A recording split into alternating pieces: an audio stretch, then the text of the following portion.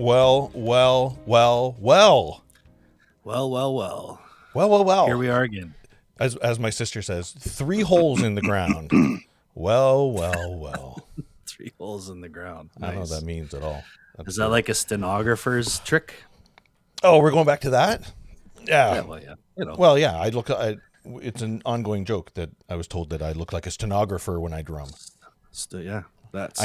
I need a little bit more showmanship, like our guest tonight. Our guest tonight has crazy good showmanship. And we should maybe take a few lessons on that. You could probably take a lesson or two from him. Two max. For sure. I find that if I take 1 lesson, I know everything about it, and then 2 lessons, I'm ready to teach it. It's my angle. Sure. Whatever. Yeah. No, but you might. Maybe you could be like the stenographer's guide to drumming. You could have. No. You could have that too.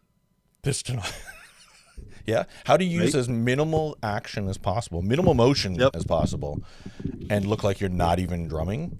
Yeah.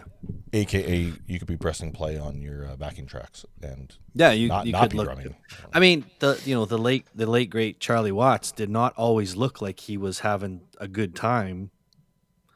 Backing up, even behind the drums. That's true. Yeah, behind the drums. That's actually true. As big of groove monster as he was, he just wasn't. He didn't always look like he was having fun. He cracked the odd smile.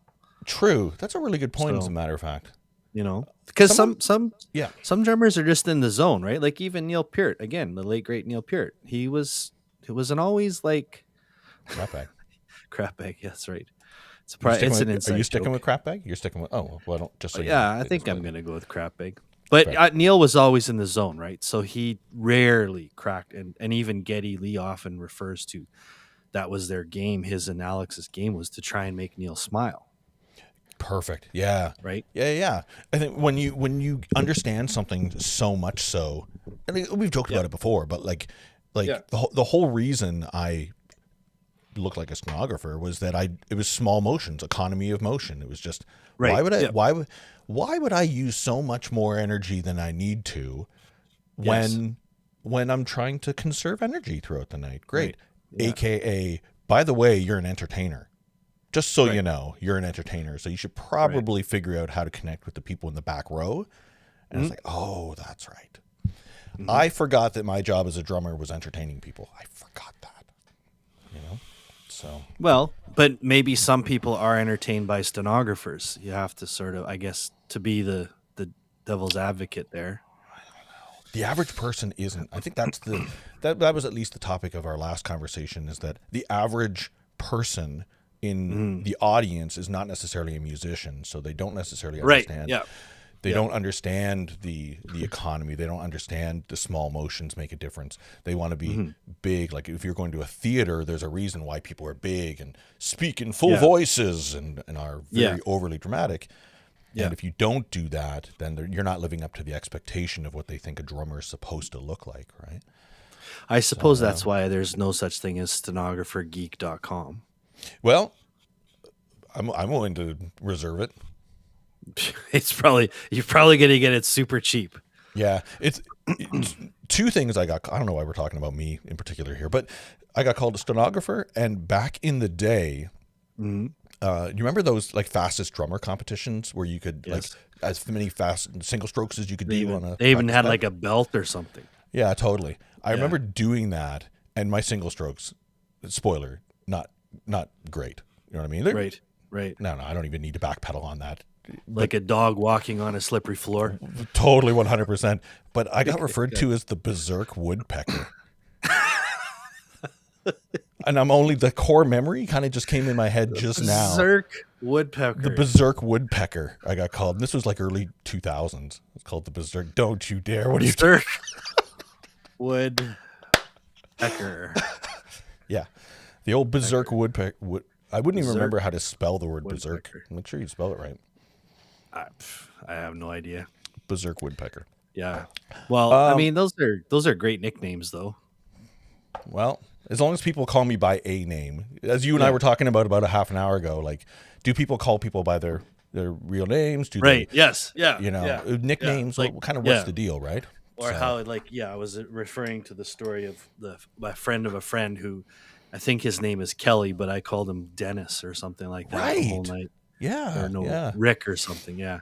But he answered to the name I called him. So, and I'm very bold and brazen when even if I don't know the person's name, I'll just say it because I expect they're probably going to correct me. Yeah. But if they don't, then, it's on them. like I said, yeah. And that's why I say that, if it's happened to me, I just answer to the name they call me. It's like, yeah, my name's Scott. Nice to meet you. Cool. My grandfather, Scottish grandfather, he calls everybody Jim. Jim. Everybody is Jim. Jim, good to see you, Jim. Hey, Jim, what's going on, Jim?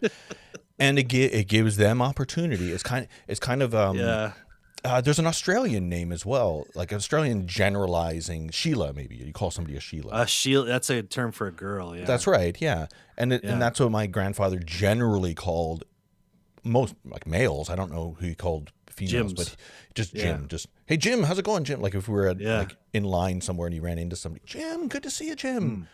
And I just growing up, I always thought that he just only knew a shit ton of Jims. And it wasn't the case. He just called everybody Jim. But I do respect that to an extent because you're just throwing the variable in. Hey, guy. Hey, man. Hey, buddy. Hey, what's going on? But if you say a name confidently, if you say the wrong name, they will correct you.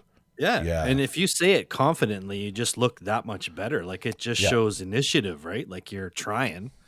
Like it's not like, if you're saying like when there's this like a hard name, I remember I ran into a drummer who was on the same kind of circuit as I was, and I had heard of him, and his name was Farron. Oh yeah, and I know Farron. It's such do you know Farron? I know Farron. Yeah, he lost the finger in the van door. That is super obscure. No, not the same Farron. Okay, not the same Farron. There's two drummers named Farron out there. One lost his middle finger in a van accident. He closed the van door too hard and he lost his finger. Okay, that's separate story. I do like that he's being referred to as the Farron without a finger. The Farron, yeah. But he introduced himself to me as Farron, but I kept hearing Fernie. Oh. And I just kept calling him Fernie. So then our whole conversation was like this vaudeville act where I'd say, hey, Fernie. He'd say, Farron, what did you want? And then I'd say what I wanted. I said, what do you think, Fernie? He goes, Farron, blah, blah, blah, blah. So he keeps saying his name to me, and I suspect because he wanted to teach me by repetition his name. I never, ever called him Farron, ever. You never clued in. You should have went the Jim approach. Or you just say confidently, no, your name's, I've decided your name's Fernie, by the way. So I catalog all new people that I meet with just names that I want to call them from now on. So regardless of your name, you will be now known as Fernie. Fernie. There you go. Yeah. Okay. Yep. Well, on that note, do we want to bring in our guest? Yeah, he's got an interesting nickname. Well, that's what I was going to allude to there, bud. Yeah. For those of you, oh wait, what does Sean say? We've talked about this. Sean Mitchell, you are not allowed to use names. Wait, what does that mean? Oh, that's my wife. Yeah. You're not allowed to use names. I am not supposed to use anyone's name in public contexts. Yes. Because I always say, she's like, what's his name? And I say, I think it's like Dave, but it's probably Kevin. But sorry, we detracted here from our guest, but that's the job of your significant other, is to actually like get those answers for you. Like you're supposed to make eye contact with them and actually be like, I don't remember this person's name. And then your wife comes in and goes, hey, I'm so-and-so. What's your name, by the way? Oh, my name's Mike. And then you wink at each other and she goes, I got it for you. His name's Mike. Yeah. That's the secret. But I do it to everyone. Cause I one time at an event, I inadvertently referred to Alan White as Denny Sywell. Well, Denny was there, and he was the drummer for Wings at one time.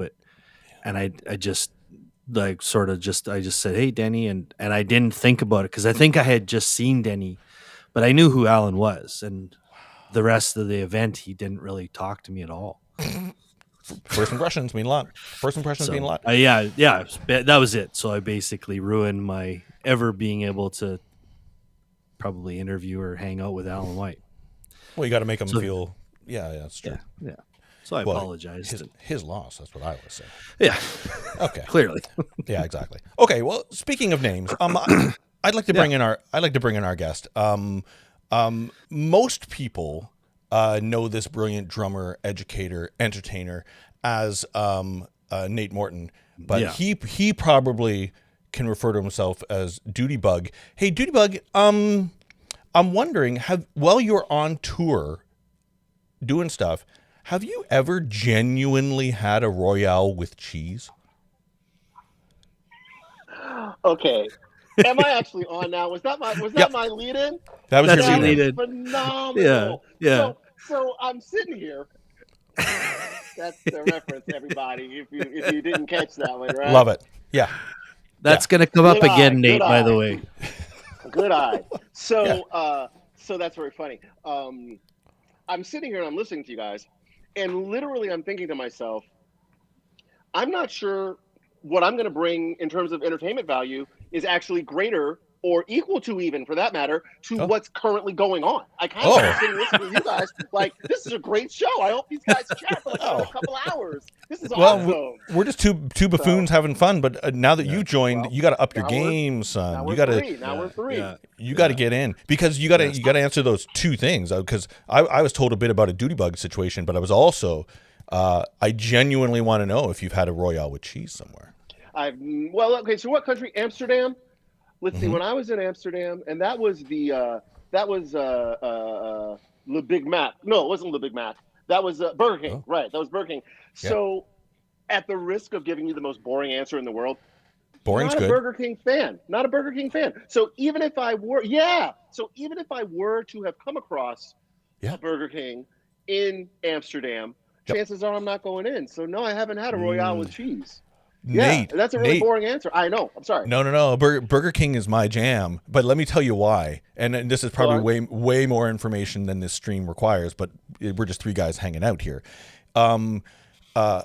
Big Whoppers get my digestive system going. So if I want to, that's a lot of information. It's a lot of information. That is a lot of information. Whenever I'm in the mood, I'm just like, I got to lose a few pounds. Throw a couple Whoppers in me, I'm good to go. There's something in the geneticism of a Whopper that just boom right through my body. What I want to know is how soon can your agent get someone from Burger King on the phone and get that ad campaign going? Because I think you're sitting on $1 million idea right there. Well, the dilemma with that is that I don't know if that's a good campaign. That you only get to rent the food for a few hours. You don't get to really enjoy it all the way through. So that's why I like Burger King. I do genuinely like Burger King, and their breakfast. I don't know why we're talking about this. Their breakfast is on a croissant, so sausage, egg on a croissant, which is very different than obviously Burger King or McDonald's, which is like it's like a McMuffin or whatever that is, right? Yeah, but I will say this though, if you're going to Burger King for breakfast, their their muffin style sausage, like a McMuffin, they don't toast the buns, they don't toast them at all, and I don't know if you know how English muffins work. They taste terrible when they're not toasted. Right. Am I the only person that feels this? Yeah. I'm just curious. What's this thing breakfast you're talking about? Maybe it's in Canada. Because I'm not familiar with this. I don't believe in this breakfast you speak of. You skip right over it. I chose a profession where there are no single digit hours in the morning. Like the only time I see 5 o'clock is if I'm up until 5 o'clock. Yes. And then that's it. I was not even aware that there were 2 6 o'clocks in a day. So McDonald's was thinking about us, bud. McDonald's was thinking about us because they have something called all day breakfast. You can have it at 3 in the afternoon. And I was going to say, and to backtrack on my own little line just then, yes, if I ever actually eating breakfast food, it would usually be at some point in the evening, sort of as a lark. And then, as long as we're going down this road, because no one has pulled the reins yet, and as best I can tell, no one's gonna. No one will. Yeah. So, I'll tell you why I'm not a fan of Burger King, and it's a weird thing, right? And I don't know if you've ever had guests on who actively make an attempt to alienate the audience, but I may be about to Cool. do just that. And I don't mean to. It's just my thing. Totally. When I was a kid, part of my life, I grew up on my grandfather's farm, right? Just a family farm. Oh, nice. And they would cook out. They would cook out, and my grandfather had one of those, like the black clam shaped. I'm sure there's an actual term for it. I don't know what it is, but you know what I'm talking about, the clam shaped grill. And it has the little circle with the 3 holes, and you could turn it and determine how much smoke you want in there and all that stuff, right?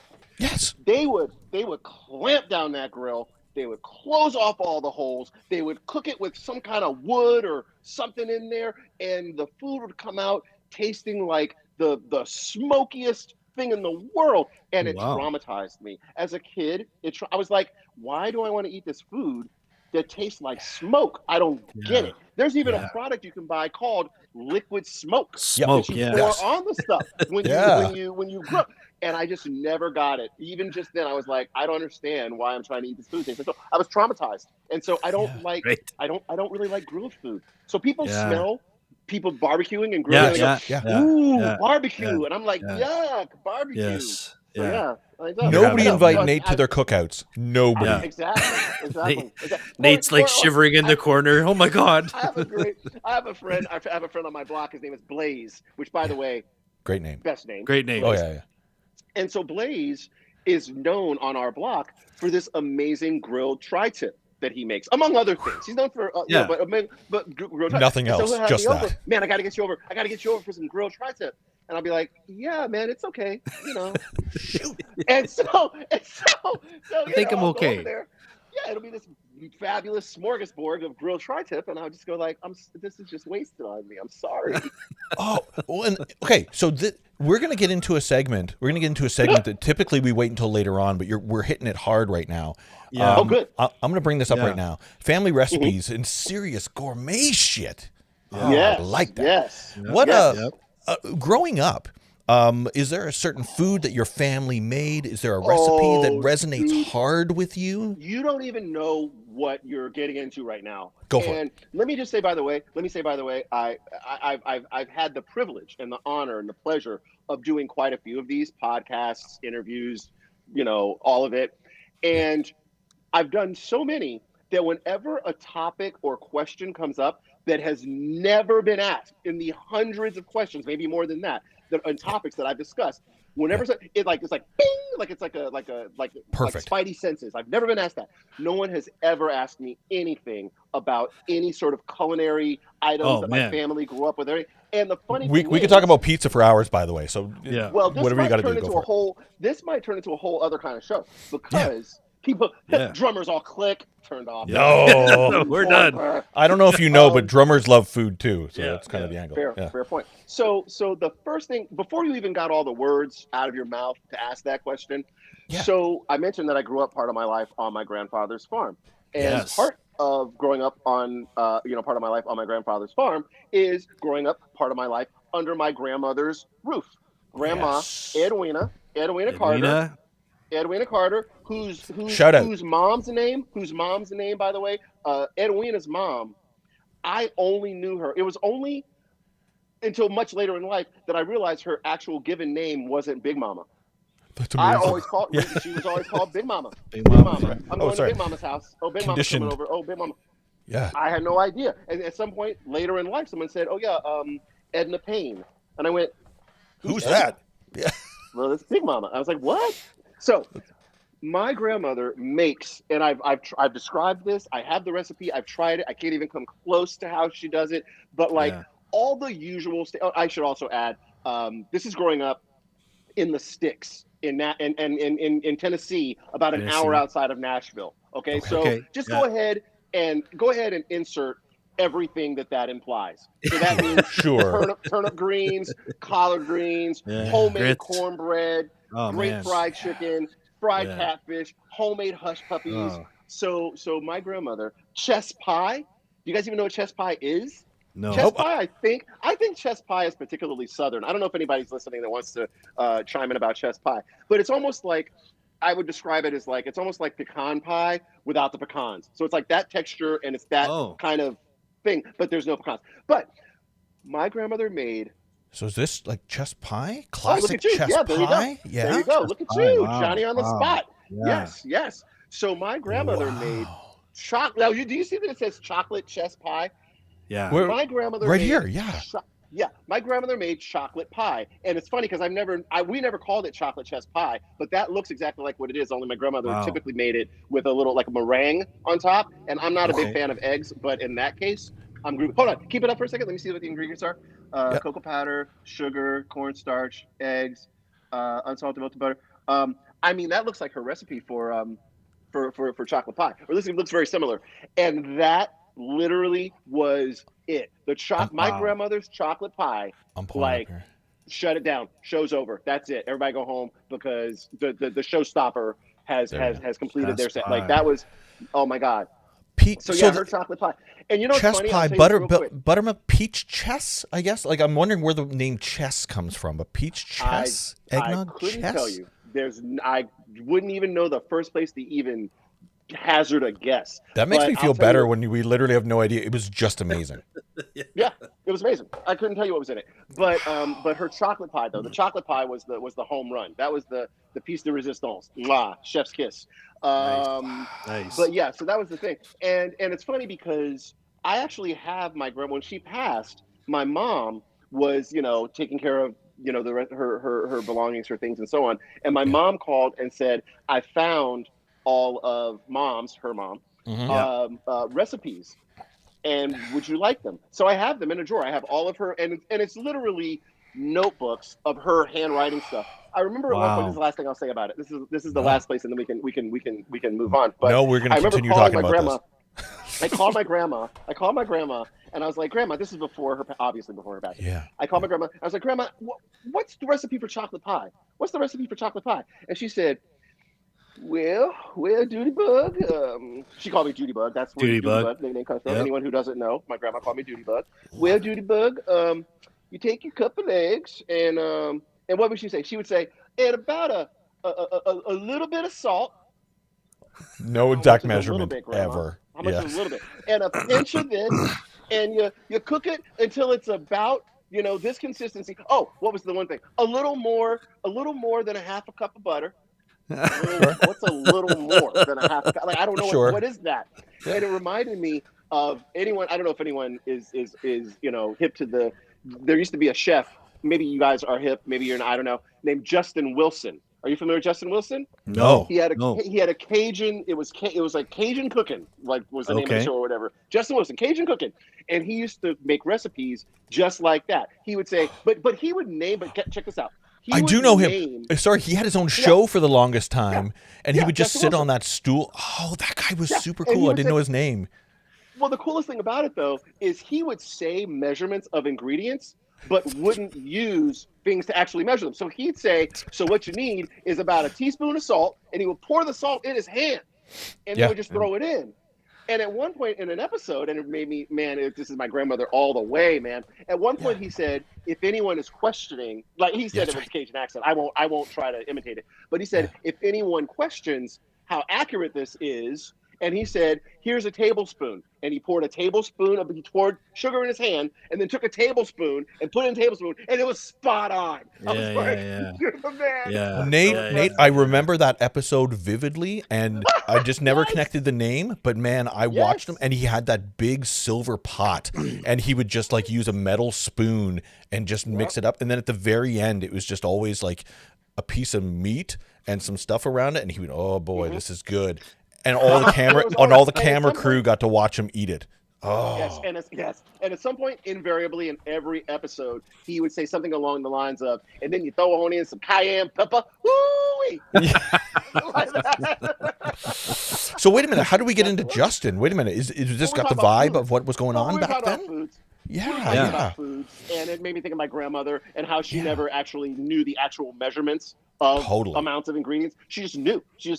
So man.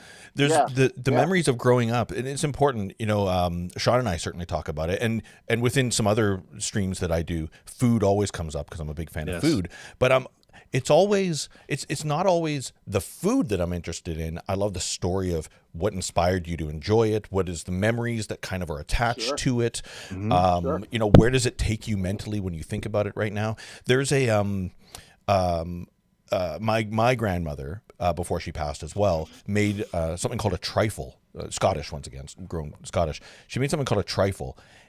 Yeah. Familiar with trifle? Yeah. It's a familiar name, but I can't place what it is. Tell me. Well, I'll be honest. I don't really know, because she gave the recipe, and God love my aunt, and I'm sure she might actually be watching, because a lot of family watches. It's never as sorry, Aunt Carol, because I know you make it every year. It's never as good as the original. Even when you try to replace it, even when you try to redo that, like the recipes that you got from your grandma, with all due respect, it's not going to be as good as when she made it, right? Yeah. And there's something super cool about that. You know, you try and you try and you try, but it can't be. And we don't need to relate it to drums in particular, but some of our favorite drummers are so good, you can practice as hard as you can. It just makes sense in your head that you want to be able to do it, but it's just not as good as the way that person did it. You know? Sean, check out PJ try to pull it back. Check him out. You like that? Trying to pull it back on topic. Stop. Get back on Yeah. Snap. I've always wanted to learn. I've always wanted to learn how to do that. Where you snap your fingers. I don't know how to do that. He tries. Recipe, please. Jeremy seems to like that. Oh, no. Yeah, just a bunch of guys being dudes here. Right. That's right. Yeah, that's awesome. We'll get the recipes going on. We'll get the recipes later. Oh, well, man. Speaking of that, there's a question I always like to ask, because I think it evokes memories as well, and I think it actually there are some psychological proofs to this. Go for it. Is that people seated at a dinner table often sit where they sat when they were kids. In the restaurants, if you don't know, like for example, not at your home necessarily, but maybe. But in a restaurant, you often sit where you sat or close to where you sat when you're a kid. So, where did you sit at the dinner table, Nate? That's an interesting question. And it's not easy to answer because, unfortunately, I was a bit of that generation that sort of, well, I don't know if it's a generation, but I definitely know that we sort of, unfortunately, as I said, phased out sitting around a table as I grew up. If you know what I'm saying, right? Yes, Yeah. So it slowly phased out to the point where it would have been myself, my mother, and father, right? Then the game is on. So now my dad is actually sitting on the couch watching the game instead of at the table.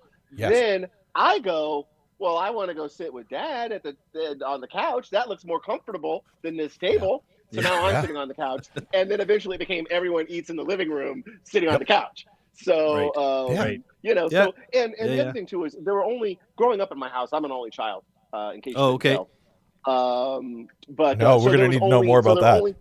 There were only ever three seats at the table. So where anyone would have sat, I mean, my father would have probably sat at the head of the table, obviously. And then I'm kind of reconstructing in my head, but so they would have sat across from each other at the head and the other end. And then I would have sat to my father's left. That sounds about right. Gotcha. But I don't know why. Yeah. I don't know why. That's just kind of what is stuck in my head now. You can visualize it. My memory of that time period, though, was there were definitely times when if I didn't want what was served, it's so funny, man. My kids don't know how good they have it. They're so spoiled. Like I will literally go out and I'm like, okay, guys, I'm gonna go get Subway. Let's just say, no. I'm gonna go get Chipotle. That's Burger King. Sorry. Chipotle. I'm gonna get Chipotle. Okay, what's everybody want? Oh, well, Panda is across the parking lot. Would you go to Panda for me?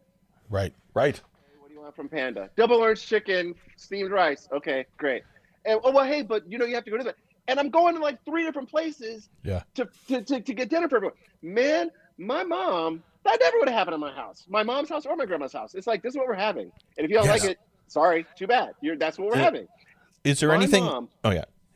No, you're good. My mom, okay, here's what's served and I don't want it, right? And so I'm sitting there and I'm not eating it. My mom will go, okay, well, go ahead. and she would put foil on it, put on the counter, and I would come back, and I would go, I want ice cream, and she would say, you got it, have a seat, and I would sit down, and she would take the foil off the plate and put it in front of me. Nate, yes to that. Yes. Well, that's what I was going to say. Go to a bunch of places. Did you instill any of that? Well, I'm going to say this delicately, but is there anything from the way your parents raised you that you feel where it was extremely valuable that you pass down to your kids? It could be discipline, it could be just lessons in one way or another, but it resonates hard with you, and you got to do it. You got to do it. For better or for worse. One of the things that my father instilled in me was the idea that authority is not beyond questioning, right? Yeah. So that literally came back to bite him in the ass, if you will, because I would, with regularity get into trouble because, like, for example, For one thing, to me, he was authority. So I mean, I questioned him all the time. Sure. Right. Right. And I've taught my kids that, and so now that's what I get. So it's a double-edged sword. Sure. But at the same time, I remember at one point.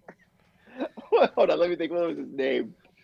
I had a teacher in school, and I think his name was like Steve, like Hafner or something like this, right?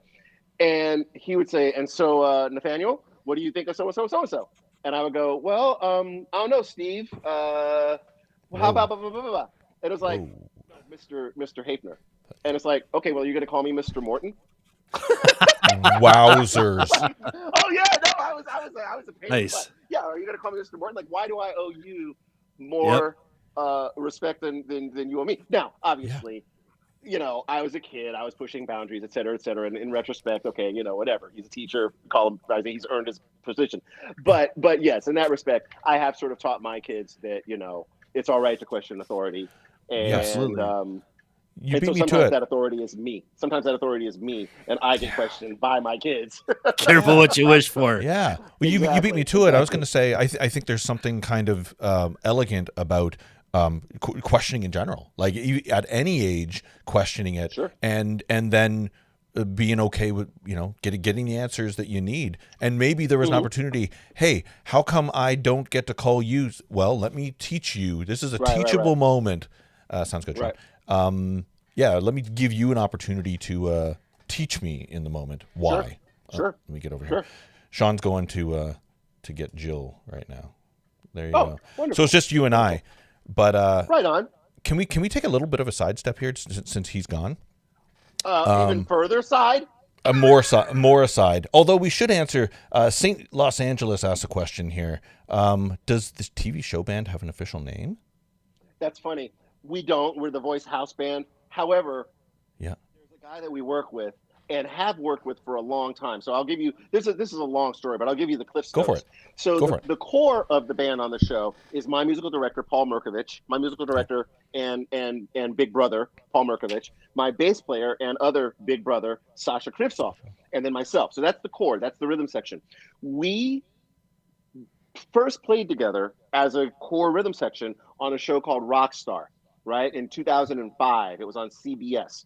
And at that point, there was more sort of noise, if you will, around that band on that show going on and doing something potentially beyond the show, right? So we did need a name.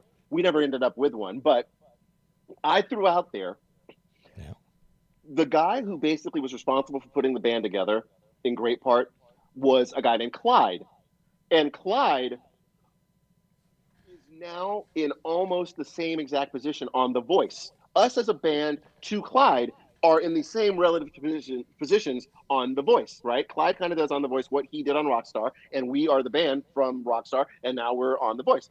Yes. I lobbied hard back then to call the band Clyde. It's a good name. I lobbied hard. The band should have a name. The band name should be Clyde. We should call the band Clyde. It's so dope. I was like, this is the dopest. And so, who knew how long we were still going to be playing together? But I chuckle to myself every day. And when I see Clyde, I remind him, I say, you realize that for the last decade and a half, this band could have been your namesake. But at no point, like, let's be clear, there was internal memos happening. Like, was there a nickname for the band, like internally, just like, the guys? Well, on that show, or did you refer to it as Clyde the whole time? You know what I mean? No, we were never, unfortunately, Clyde. I wish we had been. I wish we had been Clyde. We never became Clyde. So the first season of that show, Rockstar, it was Rockstar In Excess. Okay. Yes. I don't know if anyone remembers this show, but basically In Excess was a competitive music reality show, and In Excess was seeking. Sorry, I'm just going to bring in Jill right now because she's going to want to be a part of this conversation because I know that this is pretty cool. She's giving me thumbs up in the back, so I don't want to exclude her here. So you go for it. Yes. Sean's wife. Hi, Jill. Although that's not a good title. Hi, Jill. welcome to the show. Sean's wife. Yeah, no kidding. Welcome to the show with me and PJ. Oh, yes. Welcome to me and PJ's show. We're doing our thing.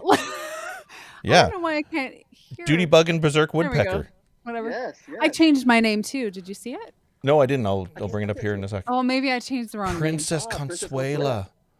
Okay, so I'm sorry to derail you there. Continue. Rockstar In Excess. You're okay. I don't even know what the heck I was talking about. I rarely do. Rockstar In Excess. I love that. You were talking about show. Rockstar In Excess. Oh, wonderful. Well, the band. So In Excess, their little tagline as they were dispatching contestants from the show is one of them, Andrew Ferris or John Ferris or one of the members of the band would say, "We're sorry, but you're just not right for our band In Excess." Right? You're not right for our band In Excess.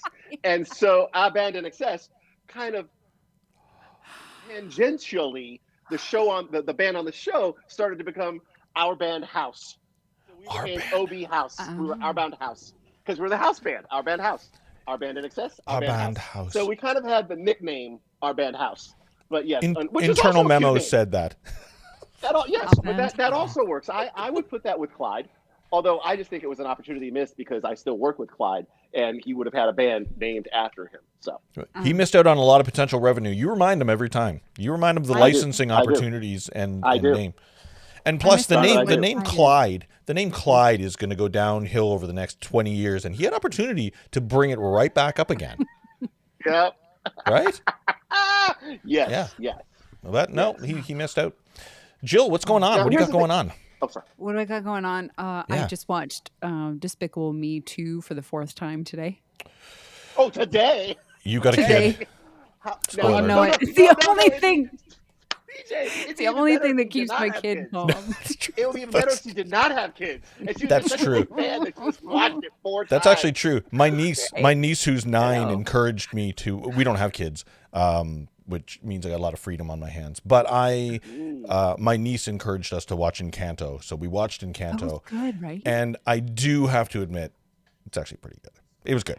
So good. What do you mean it's all good? When you watch it 20 times, it's good. But yeah. So it's on rotation. It's on. It is literally. So I have 3. Oh well, okay. I almost spoke out of turn. I almost said I had 3 kids in single digits, but I don't because one of the single digits turned 10 yesterday. So she's 10 now. But I have a 10. Thank you. A 10. My 10-year-old is my daughter Isabel. She's like 10 going on 20. Like she's a teenager already. She's well past it all.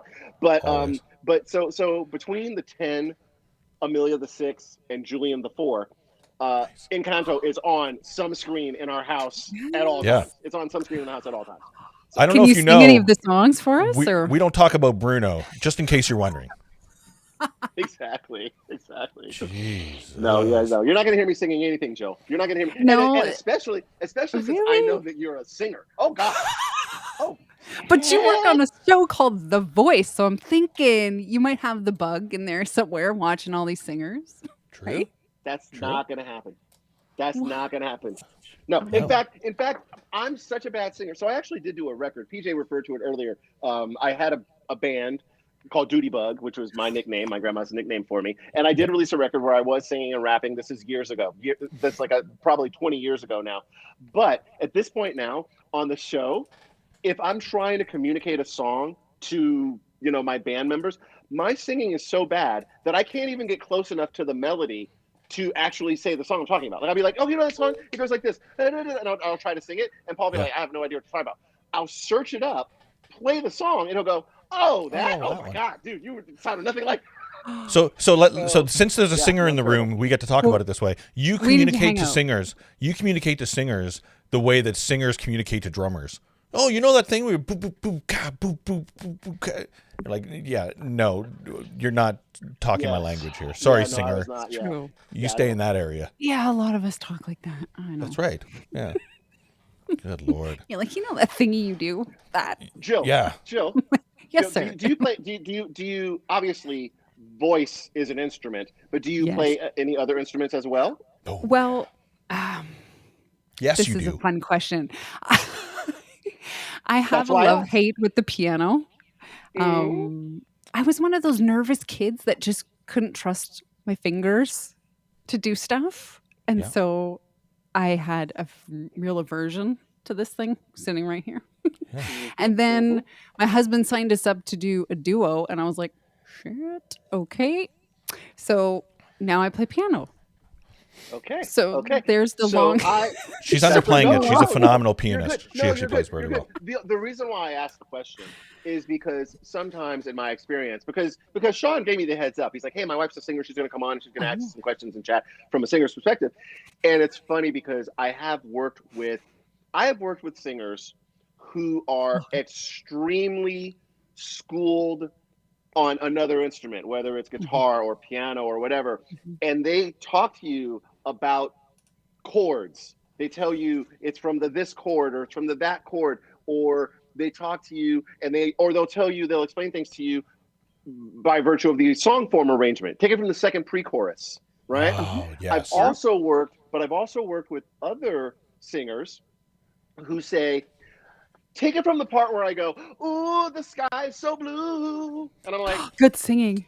I don't know what the words Good are. singing. I'm like, I don't know what the word. No, it wasn't. It's terrible singing. Yes, it But I'm was. like, I don't know what the words are. I'm the Jeremy drummer. says you got the. I don't even realize there are words to the song. Like, why are you trying to tell me where to go from by singing words to me? Sing me the drum fill and I gotcha. Yeah, or give me the song section. Give me like it's the second verse or it's the outro. Don't give me words to the song. Yeah, but on the other hand, if you're like, can you start at bar 35? The and of bar 35. You're like, I'm talking. in. Sounds good. Now we're talking. Now we're talking. Now we're talking. Oh, you. Yeah, It's funny. Hey. I enjoy that as well. I have a coworker who we talk about the different songs that we like or don't like or whatever, and she will literally like songs because she will say, "Oh man, like the lyrics are so beautiful," but Yes. I can't get past the fact that like the drummer's time is average. Sure. And so that's bothering me. Like it's bothering Sure. me too much. Like because if the rhythm section isn't strong, I can't listen to it because I can't get past the fact that the time is not good. So I don't even get to assessing where the lyrics are. Whereas she can discount all of that if the lyrics are really good. And I'm not saying either one is right or wrong. In fact, if anything, she's more right because I would say that probably strong lyrics and melody sells more songs than slam and rhythm section. Right? If you have both, it's a bonus. Right? I always wonder. How many? Yeah, I always wonder, like, if a chef, I know we're going back to food, but I wonder if a chef is just like, this meal, it's a little salty, but ... it's got all these other great elements in there. You can appreciate the 90%, but that one little bit of salt is just enough. You're like, I can't appreciate this meal 100%. That's what Gordon Ramsay says all the time. Totally right. Although if you've ever seen any of his videos, he salts the hell out of everything. That's a whole other conversation. But I always wonder that there's always one little element, and it resonates hard with me, Nate, is that I feel the same way. If there's one little thing that kind of sticks out, it'll either be a spotlight for me that every time I hear the song, I hear that one bass slap or I hear that one snare just slightly off. And I hyper focus on it, and the song is all about that suddenly, right? And I Does that not make it endearing, though? Sometimes, The imperfections a little bit? sometimes. Yeah. Okay. But on the other I hand, would just- I hyper focus on it. Yeah. Well, and I'm a little bit with you on that one, Peter, in the sense that also too, going a little further, this particular coworker isn't an instrumentalist. Like, you know what I mean? She doesn't. Yeah. She plays guitar, but it's not what she does by trade. So there's an extent to where I refer to my ears as damaged on multiple levels. They're damaged because I played the damn drums and they're too loud and I've abused them for 40 some odd years. But they're also damaged in the sense that I can't unhear stuff. I can't make myself hear things like someone who has not been a trained musician for, decades. You know, it's kind of like if you have any Mhm. if you have any friends who work in film or TV, it's hard for them to go to movies because Yes. they're constantly watching the edits and they're constantly watching the lighting and the angle and the lens, and it's hard for them to just watch a movie. So that's kind of a Mhm. little bit how I feel sometimes about music. I have to admit. Great example. Yeah. Mm. Yeah. Yeah. Mm. Yeah. Um, Oh, But I mean, I that have so many said, questions. Go for it. And I'm gonna, and if I ever shut up, you'll get to ask more. No, I enjoy you. You and I Keep are talking way too much. I love it. I enjoy your singing All right, I'm voice gonna and shut your up. speaking Here's me. voice. So Oh, stop it. Nate, Stop you it. and I will I'm have our already own on the show Joe. separately. I'm already It'll on be the fine. show, Joe. I'm already here. Yeah. You don't have to butter me up. I'm already here. Okay. please come All back. right, I'm shutting up. Okay, same. Oh, so then it's me. Okay, well, I better step up. Okay. So, yes, hello, close up. Dang, he even Nate, makes it the big screen. You're using the big screen now. Dang. you're not She's supposed good. to. You can see the bags under my eyes. I'm a mom. Come on. So It's Nate, character. you brought up something super interesting for me because I'm also a vocal coach. I work with a whole bunch of singers, and they're always asking me about the voice. And I want to know about the band, though. How do you guys deal with singers from all different backgrounds? Maybe they're confident. Maybe they're a bag of nerves. Maybe they know how to speak music, like bar this, bar that, and maybe they don't. Like, start from here. Mm-hmm. How do you guys hold the fort for that? I mean, you got a rotating lead front person going on. Like, what's that like? That is a very interesting question, and I don't know if you were listening earlier or not, but I pointed out Did I that miss whenever it? anyone asks me a question that I've never been asked before, it's like my spidey senses. So no one's really ever asked me that. So that's a very, very, very good I and like it. thoughtful and insightful question.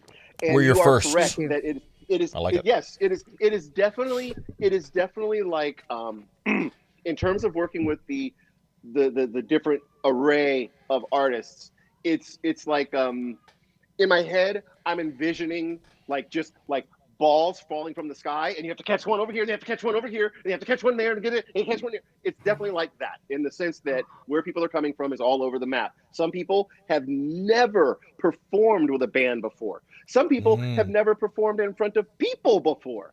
We had a winner. Oh man, her name is going to fail me right now. I can picture her face. She Make up was a name. Make it up. younger, blonde country singer who won the show the year that she was on. And I think that when the show started, she would have been 15 or Danielle Bradbury. Danielle Boom. Bradbury is her name. Hmm. Boom.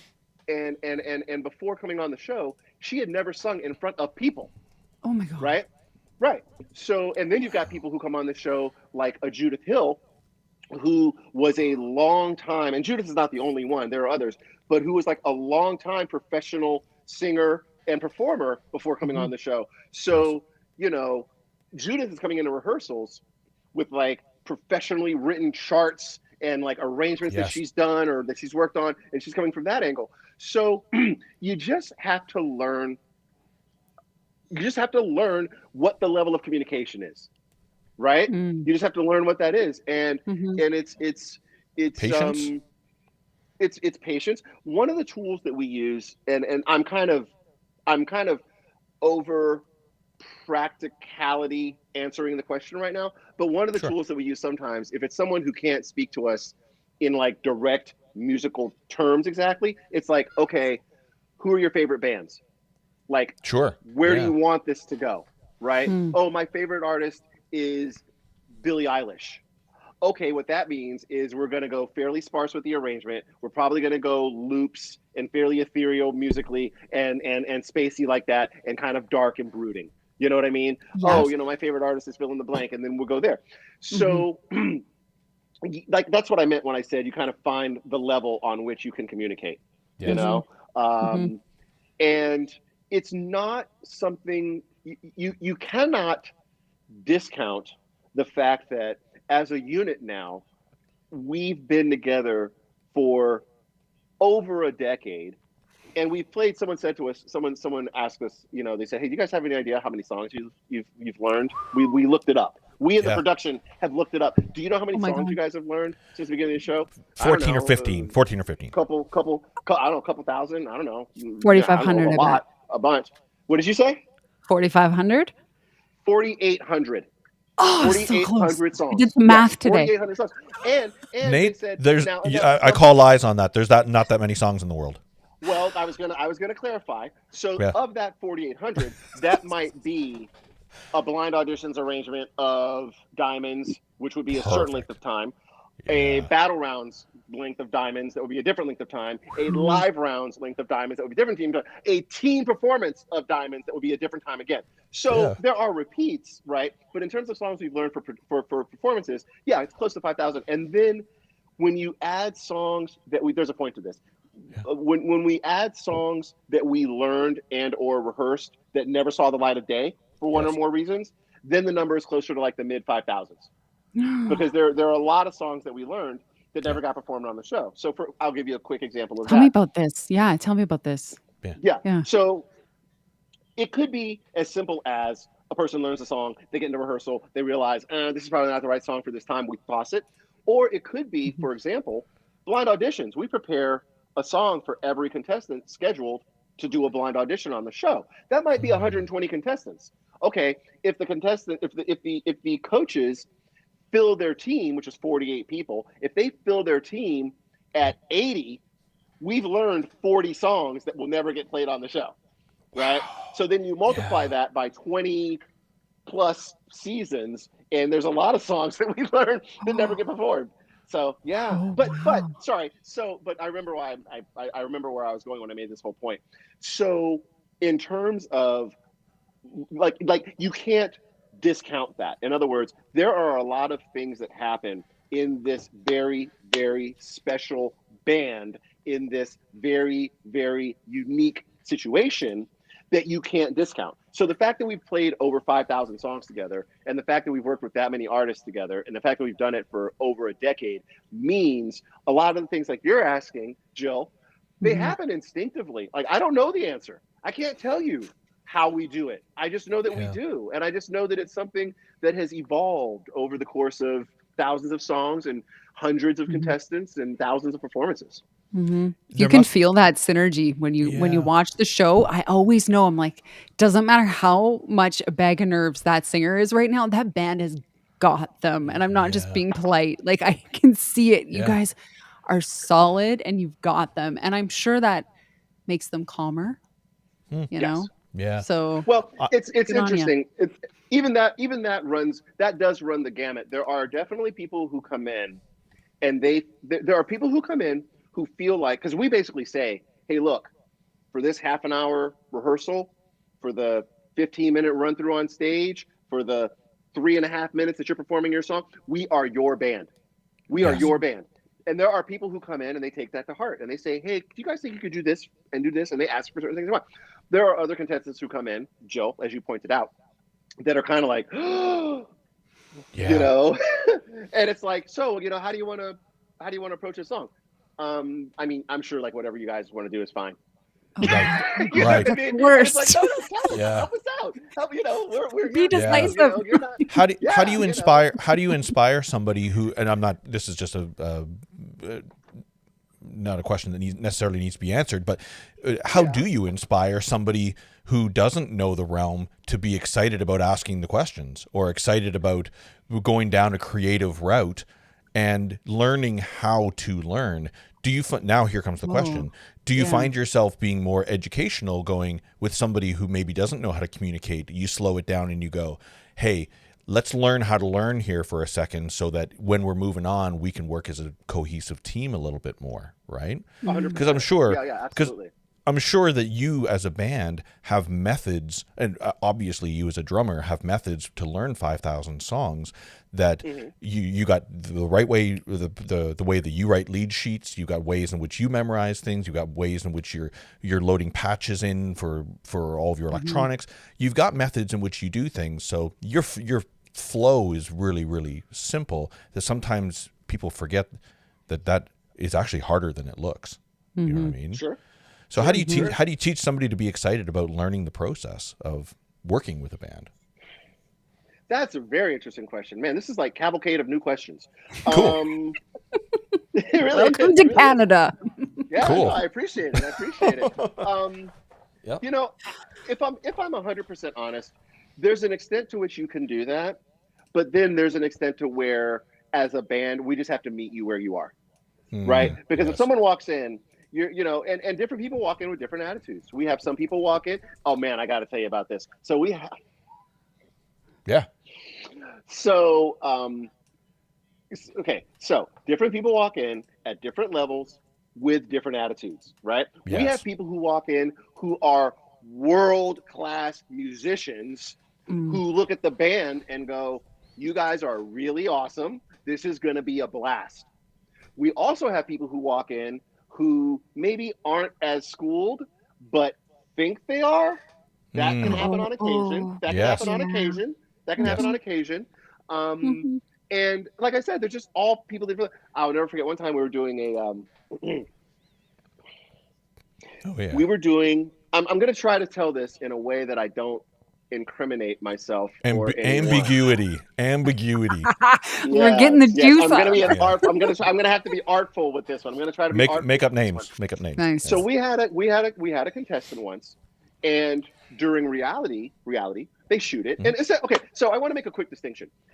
Sure. We don't have judges. I don't know if you guys know. We don't use the term judges. We don't have judges. We don't have coaches. We have coaches. Exactly. Love we it. don't have people so sit back much. and go, you murdered that. That was horrible. I would never want to hear that again. You should go be an accountant. We don't have that. Yeah. We have people like all of them. By the Every way, is a single good one idea. we've ever had. Every single one we've ever had. Pharrell, Kelly, Blake, John Legend, Adam, CeeLo, just Shakira, Gwen, all of them. They are all in the room to help you improve. If you're on their team, they want to help you improve, right? And they have unequivocally had more experience than you as a contestant, and they have a lot of knowledge that they can share.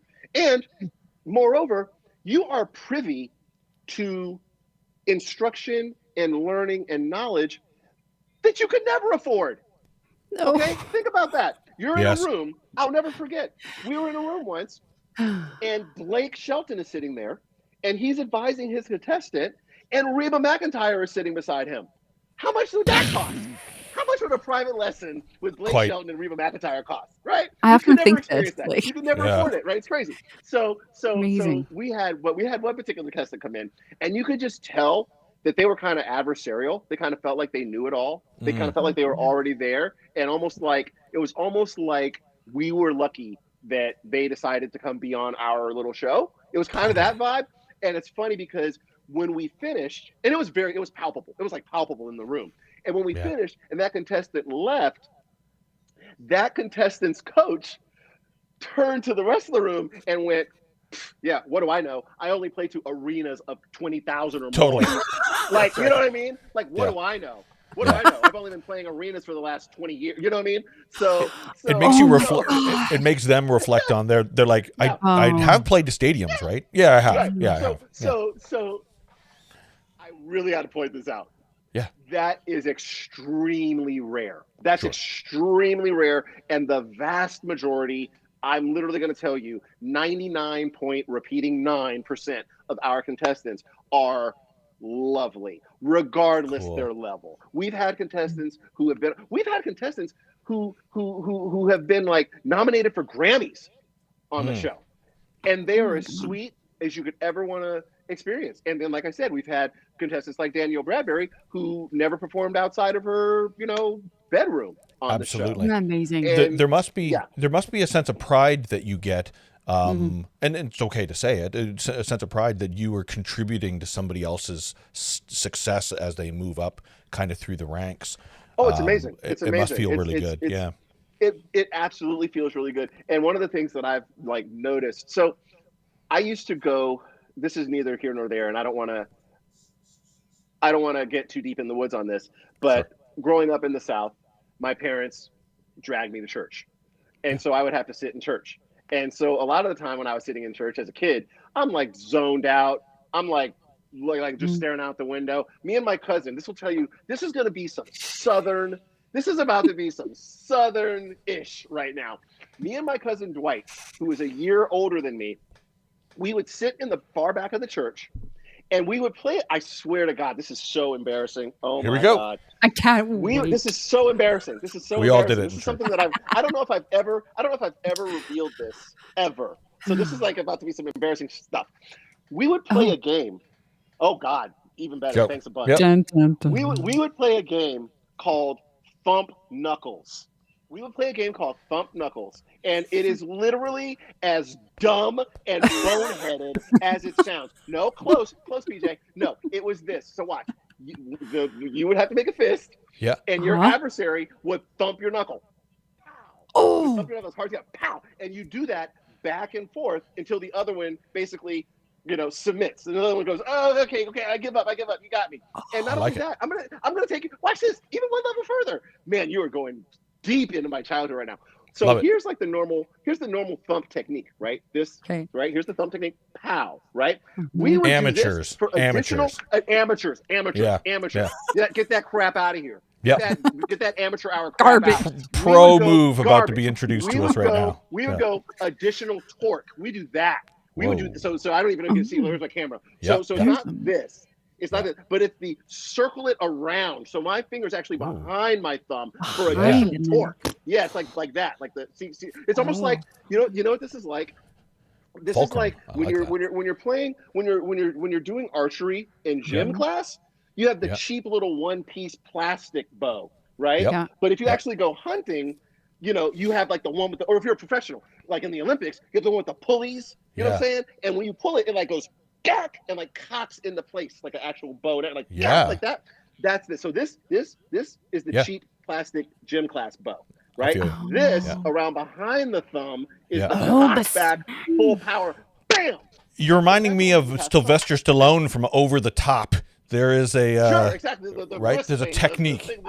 You got a technique to it, son. Yeah. So here's man. This is so crazy. I'm gonna try to bring this all the way. We'll get Sean back here soon to the front door.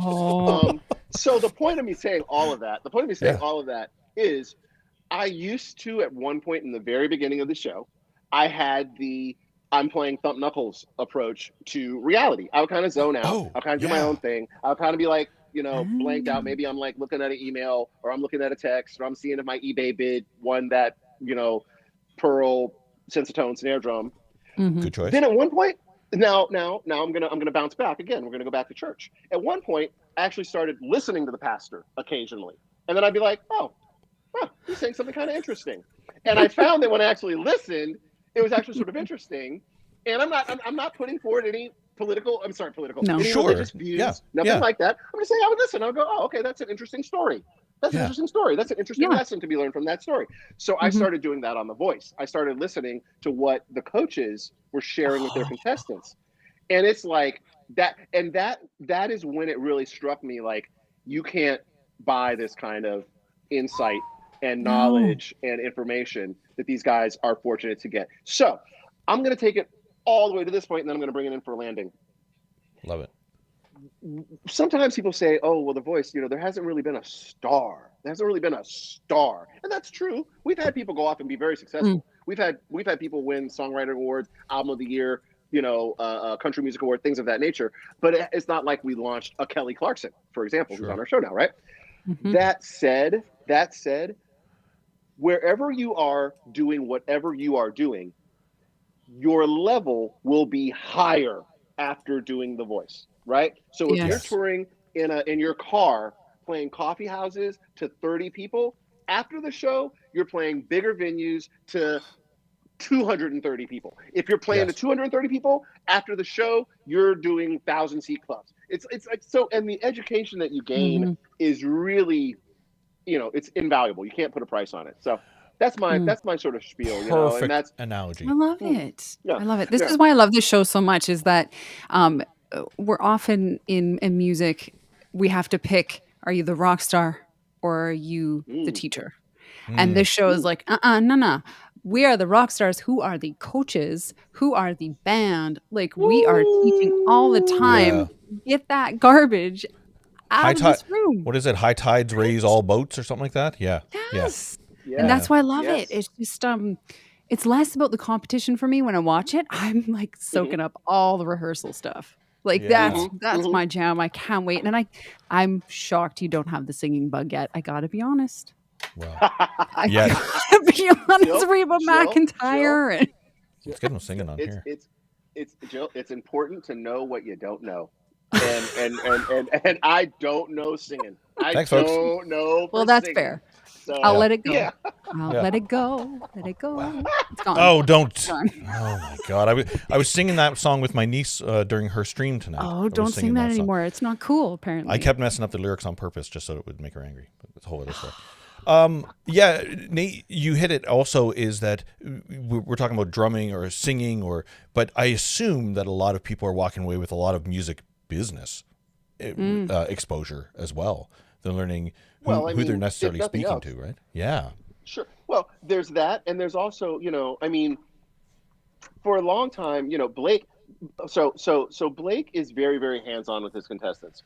And Blake is very active in their lives after the show. And I'm not saying that he's the only one, but he's the one that I know the most about the different things that he does. You may find yourself one of Blake's, background vocalists on the next tour he does, or you may find yourself in a meeting with an executive that Blake introduces you to after the show. You may find yourself playing a club that the promoter is a friend of Blake's and he's gotten you on some particular bill. You may find yourself playing, the Grand Ole Opry because someone saw you on The Voice with Blake. So there's definitely something to be said for those connections. And then, just touching back on the education thing. I mean, however long you're on the show, you're performing numbers that are being choreographed by the best choreographers in the business. You're getting exposed to some of the best vocal coaches in the business. You're getting dressed by some of the best wardrobe and stylists in the business. You're being lit by the best lighting people in the business, right? I like to say when I brag about my little show, my show is a unicorn. It's so rare. I can't even get my mind around how rare the show is. It is really, I like to describe it as everybody is a rock star at their position. We have the best carpenters. We have the best electricians. We have the best lighting people, the best camera people, the best sound people. And it's an amazing show, and those people don't work exclusively on The Voice. I'm just saying that if you're a contestant on The Voice, that's the pond you're swimming in. You're surrounded by the best people in the business at what they do. So yeah, I mean, it's, again, I sound like a broken record, but it isn't. You can't put a price on it. You can't put a price on it. It's but let's be clear. There's probably one person at The Voice that just does subpar job. There's probably one guy. I mean, besides me. No, you're up there. There's probably one guy you're walking down the hallway and you see him and you're like, oh, that guy shouldn't be working here anymore. He's the When's that guy gonna quit? Like, there's probably one guy. Yeah, one guy. But no, I hear you. If there is, I haven't met him. That's fair. That's actually fair. But we can all agree there's probably one guy that's terrible at his job. Jill, do you have another question? Go for it. Oh, I always do. But there was one in the chat here that I don't want to miss. Have you ever sat back while on a show playing and been totally amazed or overwhelmed by a singer? St. Los Angeles. Have I ever? Like, I mean, that is a regular occasion. Oh, that's a regular occasion. I mean, we have had standout, we have definitely had people who it's like, wow. Like, we've had people on our show that I've thought to myself, like, I'm not going to embarrass myself by trying to name names, because invariably if I do that, I'll leave someone off and then we'll finish it. It's just that person too. You're not accepting an Oscar here, dude. It's all good. Just mention God and you're done. I mean, like, there are people who there are people who have been on the show. Okay, I will name it. Season 1 winner Javier Colon. Right. Yes. So just to tell you, this is not a recency bias situation, right? Because Jav was on season 1. Yeah. When Jav sings, I would sit back and, like, kind of like when I listen to Bjork. Okay, follow me on this one. Ooh. Yes. When I listen to Bjork, or when I listen to Jeff Buckley, or when I hear certain jazz musicians, let's say, play, I think to myself, like, I wonder. I literally sit and I wonder, what does music sound like to you? Because it clearly sounds different than it does to me. Like, you're clearly hearing music in a different way than I hear music. And so I think that when I hear, like I said, when I hear Bjork or when I hear Jeff Buckley, and I feel that way and felt that way when I heard Jav sing. I'm like, where are you pulling that out of? Like, where is that coming from? Like, are you, so we've definitely had people that I feel like, not to get too, hippy dippy cosmic about it, but we've definitely had contestants on the show that I feel like where are you channeling that from? Like you're a conduit and you're channeling that from a different dimension somewhere. And like I said, I named Hop, but I'm not going to try to, name names, but there have definitely been people that I've been awed by, like, wow. Love it. Oh yeah. I often wonder about the guest coaches that come in and then the coach's performance. Like, do you ever just go, holy C-Rap, this is my job. This is super cool. Right? Oh, you're such a mom. Oh, so cute. Mom. Holy C-Rap. C-Rap, by the way. Oh, C-Rap. And PJ, back me up on this. Yep. Rap's not even really a bad word. No, it's not. That doesn't even rise to the bad word. Wait a minute. My niece, my niece that I do stream with, she has a thing where if you swear at all, you have to put 25 cents in a swear jar. Yeah, swear jar. Darn was a big deal, but I got her on a technicality because I asked her. She's very scientific. She's very, very smart, as all 9-year-olds are. And then I was asking her, what do beavers make? What is their natural habitat that beavers make? Ooh. And she was like, oh, they're like beaver dams. And I'm like, bingo. You just learned what a homonym was, but also you swore. Education, always the educator. Yeah. I'm like, nice I got a 9-year-old to swear on camera. It felt so good. But anyways. That's brilliant. Now I have a horrible admission. Uh-huh. Yeah. I just went on such a tangent making fun of C-Rap that I actually forgot what the question was. Oh yeah. Yeah, what was the question? I'm sorry. I feel like a mom because you're not listening. No, I'm just kidding. Consuela, what do you got? Jill just won the show. And my mom brain is like, what the hell did I just ask him? Oh yeah. Okay, no, I remember. When you're watching the coach's performance and the guest coaches that come in and they do these like superhuman numbers where they're all friggin' right? Like what is your reaction to that? And is there any memorable moments that kind of like knock you out? We have had coaches come in, and whether it's a performance or sometimes they're just in the room and they're offering their insight, and I do sort of kick back and go like, wow, I'm in the same room. Reba McEntire. Like Reba McEntire, it was amazing being in the room with her. And Legend. if I'm honest, I didn't grow up listening to country music, but she's a legend. She's a legend. I got to tell you a funny story. I got to tell you a quick story. Most of the time, Jill, I am working very hard at showing my very most professional self, and not like, for example, if we have, let's say, Kelly Rowland on the show, not spending the whole time looking at her like this. It's hard not to fanboy, right? Yeah. Right. Yeah. Right. Yeah. I work very hard to not do that. Right. Sure. Mm-hmm. Yeah. Mm-hmm. And this is a horrible setup for the story I'm about to tell. Sure. But I guess my point is I try never to be like, oh my God, you're like that person or you're this person. I'm setting up my drums, and we're gonna do. Well, I don't want to say the name of the song because it'll give away the story before the end.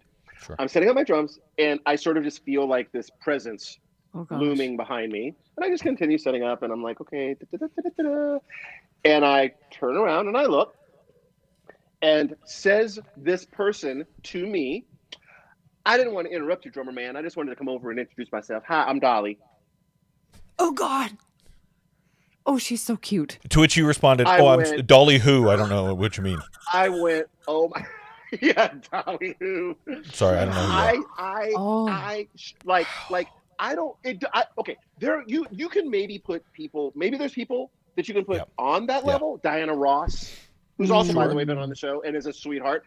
Maybe there's other people you can put on that level.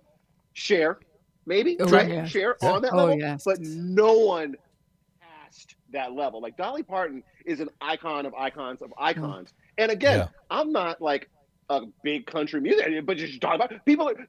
I had a conversation the other day about transcendent artists. Like it doesn't matter their genre, their race, their background, nothing. And it doesn't matter your genre, interests, or race or background. You just love them. Bob Marley. Like everyone loves Bob Marley. Perfect. Yeah. Everyone loves Bob Marley, right? Yeah. Jimi Hendrix, I love that. right? Yeah. And so Dolly Parton is that. Like, and it's amazing when someone at that level goes out of their way to come over and introduce themselves to the drummer on a show. Well, let's be clear. A lot. Not just They're any at drummer. that level because of that. Sure. Okay. Yeah. I'm That's glad we're kinda coming how I here. feel, right? I'm glad Yeah. we're hitting this because this was my next. Before I had to go back and be mom, I wanted to hit mindset, attitude, all that jazz. Because Go for yes, it. there's a reason that Dolly is boom Right. on top. Right. So Right. PJ, if you don't mind me hijacking the show for a few more minutes, Go for Nate, it. I want to hear your idea on how important mindset, attitude is to you and your journey, but also all these other journeys that you're privy to on the show. Well, that's interesting. I kind of just,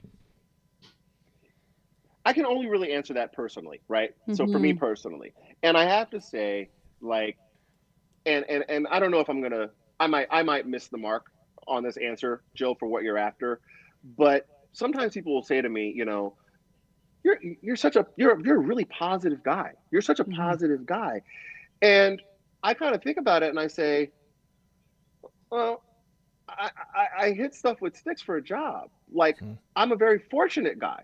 Now, I practiced hitting stuff with sticks for a long time in order to get to do it as a job. But it's like, in terms of my attitude, in terms of my motivation, I mean, it just comes from the fact that I'm still 5 years old banging on pots and pans on my kitchen floor, right? So again, I don't think I'm answering the question in the way that you sort of wanted me to answer actually. it. No, you are. Yep. But I mean, that's really the sort of impetus, if you will, behind why I feel the way I do and why I have the energy that I have, or why whatever. And I also, very early on in my career, like, my goal was feed yourself, put a roof over your head, playing music. That was it. So I've been fortunate to achieve that, thus far anyway. And so I am just uber thankful for that and uber fortunate to have had that experience. Now, different people are different ways. Different people, it's funny. Different people can be at the same level, have gotten there different ways, and that might affect their attitude in a variety of ways. So, for example, Cher, I've known artists who, from a very early age, everyone always only said yes to them because they were stars really young, and they've been surrounded by yes people, and they've turned into very, very difficult people to be around. And I'm not going to name names, but I've known people like that. But then you take someone like Cher, and she was a star from a very early age, and she's done and accomplished more than most would ever dream of accomplishing in 27 lifetimes. She's the most self-deprecating, down-to-earth, funny, easy to be around. Like, Cher is hilarious. Like, Cher is, I don't know, she's just hilarious. She's just hilarious. She's hilarious, and she's fun, and she doesn't mind, like, taking the mickey out of herself, and so it's hard to say, Jill. It's hard to say what accounts for why people are certain ways, but I've been fortunate to be surrounded primarily by people who are, to your point, PJ, they're cool, they're down to earth, they're easy to be around. The majority of people that I've worked with. And yes, to your point, PJ, that does account for a lot, because at an early level, like at an early stage, if you're not that, then yes, it's very, very easy to get kicked off the train. It's very easy. Like, look, Right. I don't need to deal with your attitude because I got 20 other cats who do what you do, and they're happy to do it. Yes. So That's awesome. awesome. Like I said, again, Joe, I don't think I answered your question really. You right, you Jill, you but did. No, that's You good. totally did. That's what it triggered. Yeah. Yeah, and that's where I was headed with that. So thank you, Nate, because when you say I'm 5 years old, like, that to me says play, curiosity, beginner's mind, open-mindedness, willingness to try different ways and look at the world with we have kiddos. Look at the world like Encanto eyes. Right? Yeah. Yes. Question authority. It's very funny. Yeah. It's very funny you said Yeah. that, because when I had kids, right? So my oldest is 21, right? And when I had him, it was like, this is cool. I get to play with Legos again. Totally. Spoiler, Nate. You can play with Lego anytime you want. No, I needed an excuse. At that point, I was getting dangerously close to my 30s. I hadn't owned a set of Legos for quite some time. Now I have several. Funny. Of course I you have should. two. You can't see it. You can't see it, but on my little thing over there, Yes. on my monitors, you can't really see it. You can't really see it. But on one monitor, there's a Porsche over there. On that monitor, a Lego Porsche, and then there's a Lego Porsche on this monitor that you also can't quite see. But I have to put them there, and I have gaff taped them. Sure, I have gaff taped them. Oh Jesus, Jill! I thought he would never leave. I know. That's awkward. Oh, Jill, oh! Show and tell. Did- I don't have one. What can I show? I can show you this. Pew, pew, pew, pew, pew. Oh, hey. Nate, you don't know this, but in I thought- another stream, I do a celebration of pop culture, and we're big nerds. We celebrate video games, music, retro pop culture, as well as new, which is why I've got like video games and everything. So you're talking to a nerd that's wearing a Pac-Man T-shirt right now, so you can't go too far off the beaten path. Okay, my brain is splitting too far apart. I need to bring it back together. I need to bring the brain back in just slightly. I want to speak to what you just said, PJ. But before I do, I just want to point out my Porsches up there. My two Porsches are gaff taped to the monitors. Reason being, my 4-year-old Julian will climb up on my desk and pull them off if they're not. So amazing. I said, no, you can't have those. Those are Daddy's Legos. Julian, I love it. Those are Daddy's Legos. I love it. Legos. And he knows they're there. He knows they're there because if I'm away during the day, he'll ask my wife, Nicole, to come out and get them for him. No, we can't. Those are Daddy's Kids. Legos. So now, to your point, PJ. So PJ, you need to talk to Buddy Gibbons because Buddy Gibbons, similarly, and I say this with the utmost respect and admiration and adoration, nerd giant. Like in his studio, what does he have? Is it a Death Star or is it a TIE fighter? Like, look at like literally his eyes. Suspended. Literally, I'm like in. oh yeah, like literally like suspended. Like I'm in. He has a giant like real Thor hammer. Like I know it. What? I know it. We'll talk afterwards. We'll do the connection God. afterwards. Yeah, big and nerds. he's a drummer. He's a drummer. He's a phenomenal drummer, and he's a phenomenal guy, and he's a phenomenal nerd. I love him dearly. But to circle it back, as I typically love doing, to what you were saying earlier, feeling like a 5-year-old, even though you're 40, is really, excuse my language, fucking cool. It's good. It is. Now, it feels great. Are you? You're speaking in the first person, right? I think in general, But when you have kids, and now suddenly you're doing Lego, you're suddenly transported back in time. You're like, well, why wasn't I doing this for the past 10 years, just on my own, drinking a beer, watching a hockey game, and playing with Lego? Why wasn't that happening? I have a question. So at some point, and I guess I should have warned you of this, but I'm a big fan of hijacking podcasts. And what I mean when I say that is I start asking questions. Go for it. And so I think Sean wants to come back. You just reminded me of a moment in time in my history, and I'm gonna share it with you, and then I'm gonna throw it to the both of you. Cool. So there came a point in my life. I graduated college. I had just graduated college, and I realized, and I had my own little studio apartment in Boston, and I realized like, no one can tell me no right now. No one can say, go to bed. No one can say, eat your vegetables. No one can say, you can't be out that late. No one can say, be home by 11:30. Yeah. I know. And so what I did when I realized no one could tell me no. Yeah. Are you ready for this? This is going to be I've had multiple reveals on this show. I love it. Earlier it was about the freaking thump knuckles, and now Who here's another knew? reveal. Yep. Getting real. I lived at the time in Boston, Massachusetts. I had just graduated Berklee. Yep. I went to Star Market. Yep. I went to Star Market, and I literally bought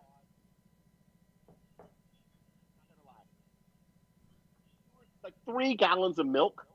Oh, geez. And every sugary cereal I was never allowed to eat. Yep. I bought a dozen boxes of various sugary cereals. Cinnamon Toast Crunch, crunch berries, peanut Captain butter, Crunch? friggin' crunch, Captain Crunch, It's the best. friggin' Jill, we're taken away from you here. I love it. Count Chocula, Yeah. like all of it. And I went home and I just had a smorgasbord of just sugary cereals until friggin' my teeth were gonna fall out of my head. So my question to you. Yeah. Thank you for being my guest, by the way, on the Nate Morton. Oh God, podcast. who? This is the I'm Nate in. Morton, my favorite Canadians podcast. Cool. That's what this is. My favorite Canadians. You don't know a lot, right? apparently. My favorite Canadians podcast. No, my favorite Canadians. Well, no, you're not the only guest. There'll be some Fair enough. guests, you know. Fair enough. Yeah. What did you do? You're a mom, Jill. You don't have kids, PJ. But what did you do when you realized I'm an adult? No one can tell me no. I can do whatever I want to do right now. Yeah. What did you do with the freedom, with the liberation that comes with the realization of that thought? Or did you? Or did that never happen? Yeah. No. Did you run? Did you run with scissors? Yeah. Did you watch the TV this close? I've got an answer. These things live forever online. I've got an answer. Okay. I remember vividly when I got my first my own apartment. It was a big deal, and when I realized that I didn't need to go in a bedroom to sleep, when I realized I could just kind of fall asleep on a couch and wake up on a couch the next morning, I was like, I can just have the TV on and fall asleep until when 3 in the morning happens. I can just pass out when I want to pass out, or when my body just tells me to pass out, and then wake up on the couch and then just groggily grab cereal or whatever. Yes, that, but then ... I think you got to know the rules before you can break the rules, because at some point in our lives, I felt like I'd gone off the rails so much. I was like, I need somebody to tell me to go to bed at 10. I need to feel better. I need somebody to tell me to go to bed at an appropriate time. I need those rules and regulations, because my parents were right.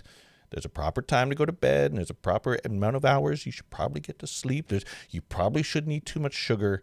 And there was a moment that I'm like, ugh, they're kind of right. I should probably watch my calorie intake. Ugh. So was the source of that that sage wisdom, was the source of that internal or external? Like, did you come to that conclusion yourself? Was that your internal voice, like, yo, PJ, dog, it's 2 a.m. Go the heck to bed. Go the HE double hockey sticks to bed. Yeah, that's for you, Joe. It was internal. Thank you. It was internal. Yeah. Okay. It was enough that as gigging musicians, we know that we roll in at 3 a.m. from clubs. But meanwhile, at 3 a.m, I still feel like I need to stop at some variety store to get some sugar, because the night's not done. Just like you were mentioning at the beginning, you don't go to bed till 5 a.m. And when that's constantly happening all the time, you start evaluating, like, what do I need to change? Because people are looking at me like an adult. I'm starting to get some gray in my beard, and I should probably be a little bit more responsible, or double down, I guess. But I don't know. But it was kind of internal. You know what I mean? Jill, what do you think? Yeah. Well, I hate to say that I've always been like the super rigid adult since I was tiny. Boring. Yeah, totally. But I will say that boring. when I moved out on my own, I started messing about with a drummer. Oh, snap. And I never did that before. And I ended up marrying him. So it was okay. It worked out. Yeah. But so there's that, Yes. hanging out with musicians till like the wee hours of the night at weird parties and such, and not going to sleep, and then going to work and probably smelling like beer. But, but I remember thinking, okay, there was this moment where I had very little money, as we all kind of do in the beginning. And I went, toilet paper or beer? Oh my God. Beer. I think we can use paper You've towel. unlocked a core memory. Oh my God. I think we can use paper towel in the bathroom. We just won't invite anyone over. Oh my God. That's So phenomenal. I was super responsible, but not. So, yeah. That's wonderful. That is Sorry. wonderful. You've Don't do unlocked it, by the way. core memories for me. It doesn't work. Look at you. That's so good. No, That no, should be that's my really out, good. right? I should get my husband in answer this Oh. one. So. Do you have any more questions, Jill? No, I yeah? want to hear your response, and then I'll switch.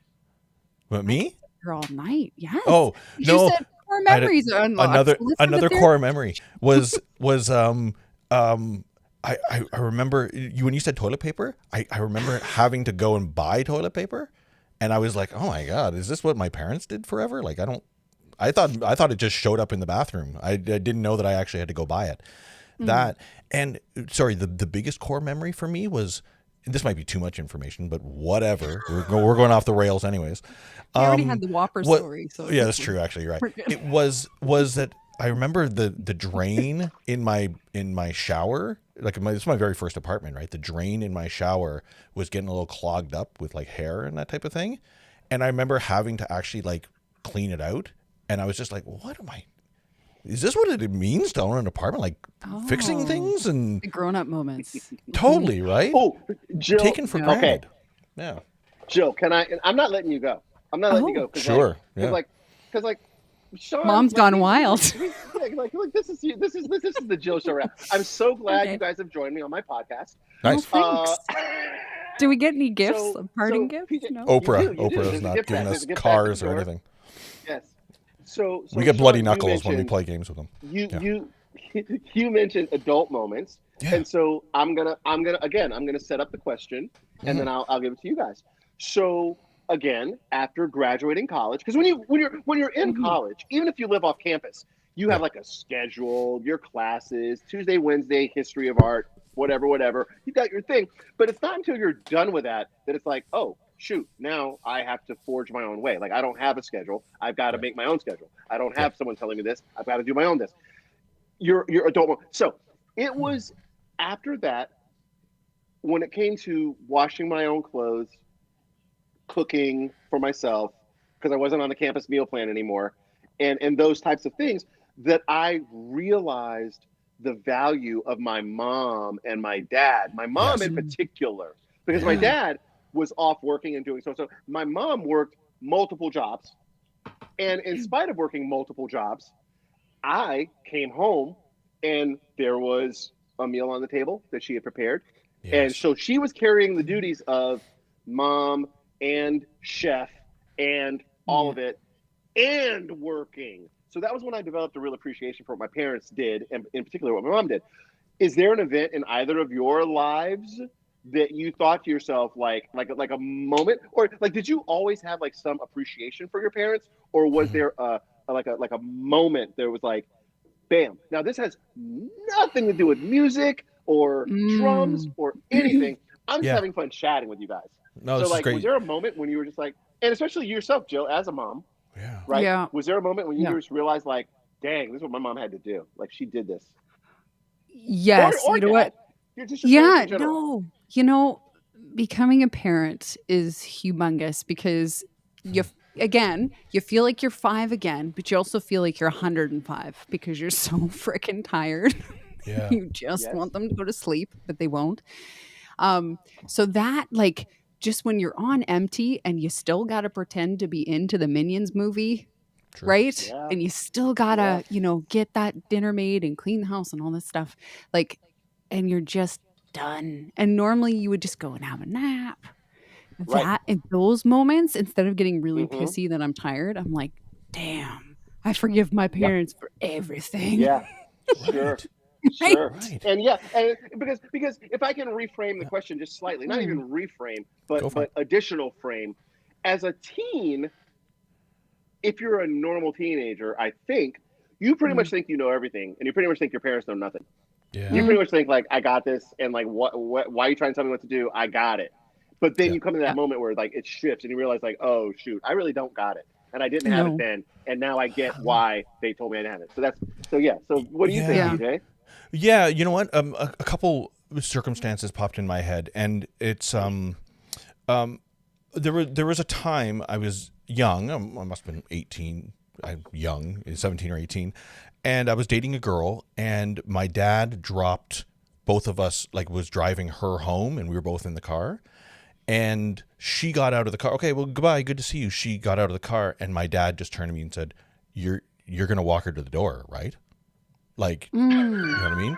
And I'm like, and I'm like, of course, you know what I mean? Like, absolutely. And so I did, and it became kind of, I reflected on that for a moment and realized that my dad back then was very empathetic. He taught me how to treat women properly, or treat everybody properly, for sure. And the value in relationships, the value of reflecting on yourself, when you're in those relationships. He was. I have two younger sisters, and he did things such as like my dad loves fishing, and they used to go out fly fishing all the time, like fly in fishing with my sisters, and he would do the smallest things of just like making sure the outhouse was good, and he put a flower in there or something like that. Like he just knew how to make people comfortable, and just by addressing like what do they need to be comfortable, and I'm gonna do that. And I don't think I really understood that until I was older, where I realized that I think I'm a kind of a direct reflection of that, and I value all of those things. That's beautiful. That's a good one. Whew. Wow, that's cool. I'm just sitting in that. Cool. Sorry. Yeah. Yeah. No, I love that. No, that's amazing. That's amazing. That's amazing. Yeah. Wow. Wow. Nate, your grandmother sort of sounds like somebody that might have. Your grandmother, Edwina, sounds like somebody that might have been like that. Yeah. Well, Edwina was. Well, it's funny. Again, we're going all the way back around now to food, and when we mentioned food earlier, and you said yes, and when you hijacked the show back. Yes, I still have that up.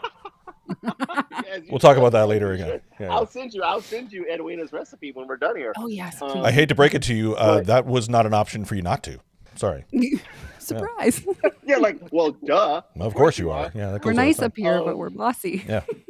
Exactly. Yeah.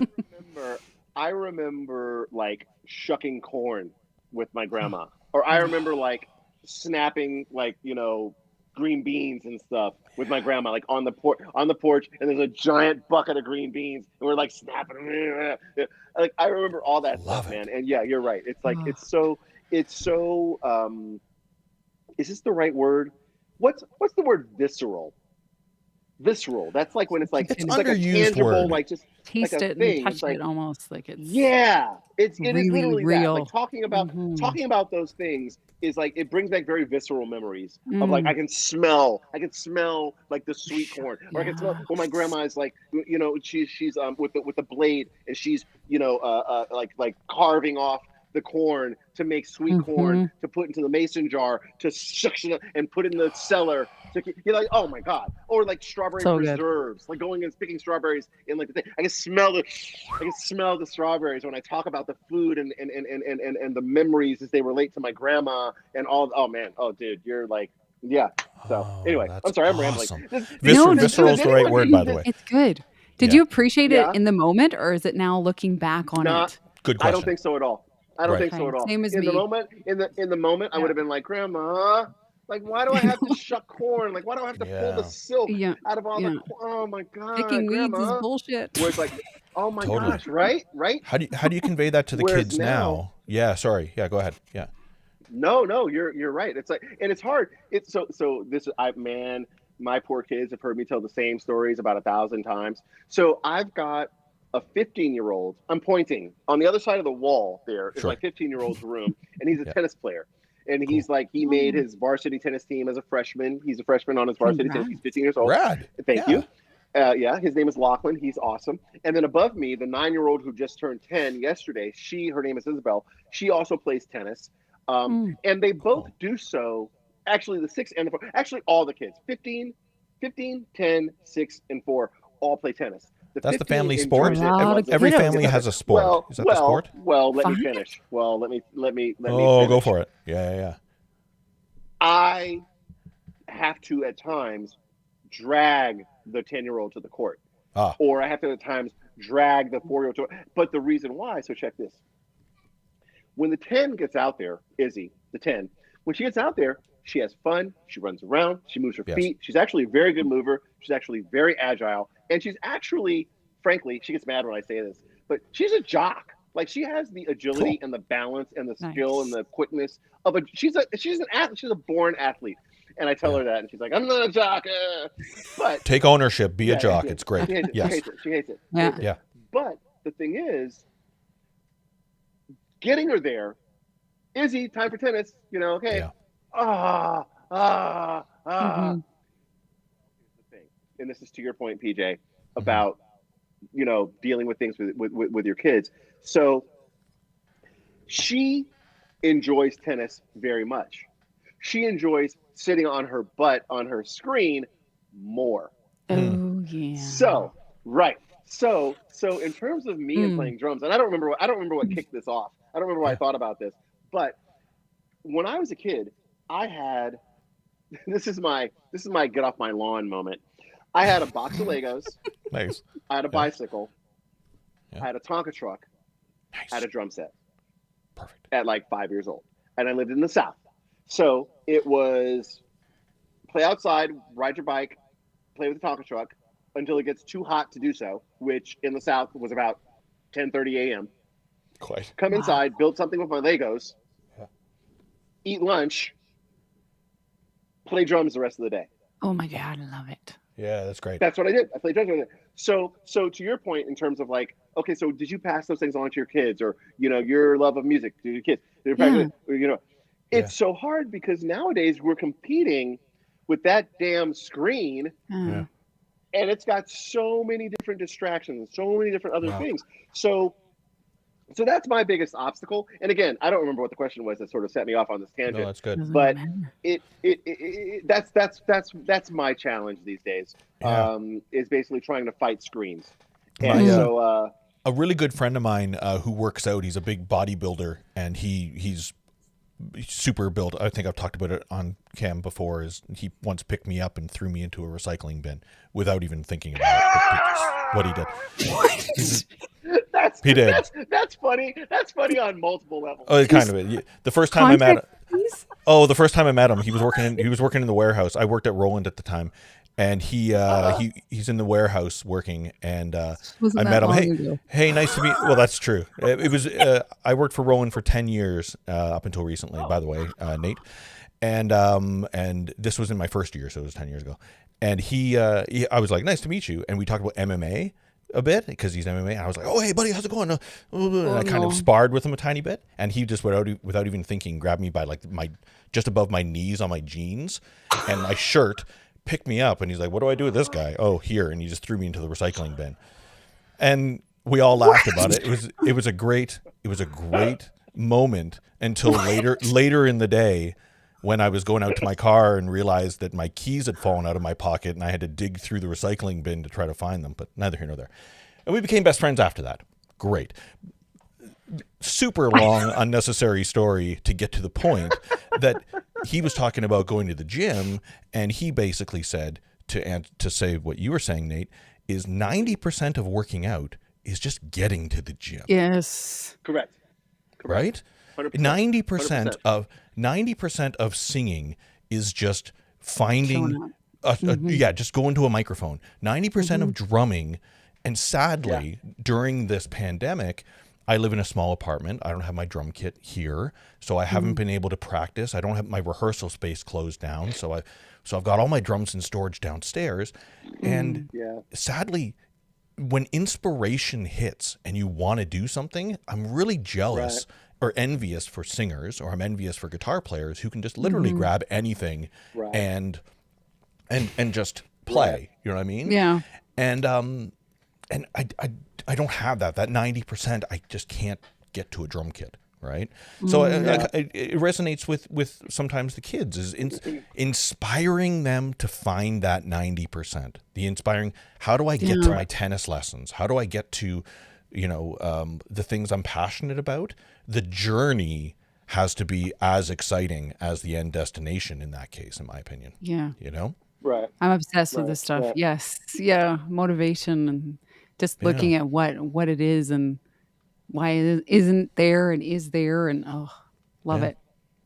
There I'm you going go. to swamp you guys. I'm going to big love to you. Are you tapping out? Are you tapping out, Jill? Tapping out. I don't want to, but I've just honked the entire time. So I'm having a blast. I can't stop giggling. That's how much fun this is. I actually got to dress up today. You look good.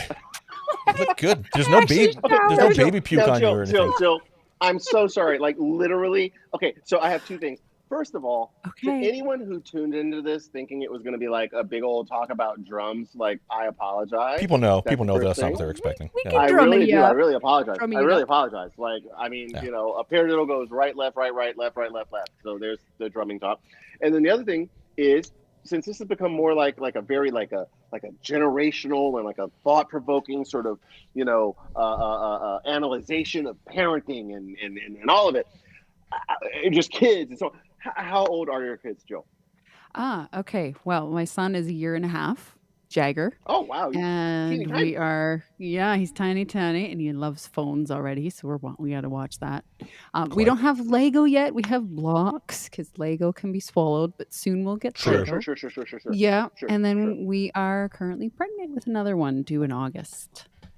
So Aw, well, one of you- congratulations. Ooh, thank Nice. you. Wonderful, Yeah, wonderful. tiny. So Congratulations. Awesome. yeah, it's a blast. I So myself have about I've lost like track of count of how many kids I have. I There's a counted bunch. five. Yeah, 5. Well, Or there's did we one miss that's some not. of them? That doesn't. Well, there's one that's off to college, and when he's home from college, he's primarily with his mom. But he's 20. What's that kid? He's 21. He'll be 22. He was born in 2000. He was born in July 2000. So 2000. he'll be 22. He'll be 20. Yeah, he'll be 22 in July. God, I feel Yeah, old. that kid's in Yeah, college. nobody's born in 2000, that's- in case you're I feel wondering. like That's my 2000 Miles. was like yesterday. It is. Yeah, that's my Oh my God. Miles. That's Miles. So Congrats, so dude. Miles is Yeah, that's really 22. cool. Miles is 22, and Brandon is 19. Lachlan, the tennis kid, is 15, and then Izzy, the girl, is 10, going on 20, and then Yeah. Amelia is 6, Uh-huh. and then Julian is 4. Did I Brilliant. count 5? Or did I 6. 6? I missed one. Okay. Well, Miles. I was Miles amazed. is not always. Miles is not full time in the house. Okay. So full time in the house is 6 5. kids. Yeah, full time in the house is 5. Wowzers. Yeah. You. I can take no credit. I can take 0 credit. My wife, awesome. Nicole, Spoiler, you did literally something. juggles everything. You were part of the equation I slightly. already love Spoilers. her. I already love her. Yeah. So just tell Yeah, her no, that. she's the king of the house. She Please definitely tell me runs that the whole. do your kids still think you're cool? And the answer is yes, because you have to tell me that. Oh, I don't want Jagger to think I'm not cool. you won't be for a while. Okay, what is PJ? Is she serious with this right now? Well, Is she serious I with should this? just go. Okay, like so- we were so- talking so Joe- before. so Joe- Like we were talking so- before, so- you so don't know Joe- your parents are cool until you're older. That's fair. So Joe, I don't want to hurt your Mhm. feelings. I don't want to hurt your feelings. Okay. Are you familiar with a little rock band called Aerosmith? Yes. Sure. I love Steven Tyler himself said, "Your kids will never think you're a rock star." Oh no. He was talking about Liv Tyler. Thanks, folks. Yeah. So I'll give you. He's I'll got to give be you- the I'll biggest give- badass I've ever seen. That dude is I'll give you- phenomenal. I'll give you a You quick can't story. win. Here's a quick story. So Yeah. at one point, I'm on tour, and I'm Right playing on. with an artist, and we're playing Madison Square Garden. Oh jeez. And I have at that time Miles, because New York City, Madison Square Garden. I have Miles, who at the time is probably like 4 or 5 years old. I have he and his mom come out to the gig at Madison Square Garden. Cool. I ask Miles' mom, I say, so do you think at some point like Miles will think like his dad is cool because he's playing Madison Square Garden? And she said, without even wasting a breath, she said, no, he'll think everybody's dad plays Madison Square Garden. Whoa. Fair. Yes. Whoa. It's so normal. Oh. He'll think everybody's dad plays Madison Square Garden. So yeah, Wow. and even to go one step further, if That's there's anyone great. still on here listening to me, because I'm just yammering, Everybody yammering. is. That's what we I'm do. here. But even to go one I step love it. further, same kid, similar situation. So Miles' mom, my wife at the time, had a friend named Bernard. Bernard is playing baseball in the park with like his senior league sort of like, and senior, I don't mean like 65. I just mean like, older guys, not Sure. little league, right? So Yeah. older guys, but competitive on the level that, like little league would be competitive, like competitive tournaments, the bit. Bernard's Mhm. playing and he's in our park and he's playing. And at one point, Miles and his mom have to leave. And so they say, well, she says to Miles, sorry, we have to leave. You're not going to be able to catch the end.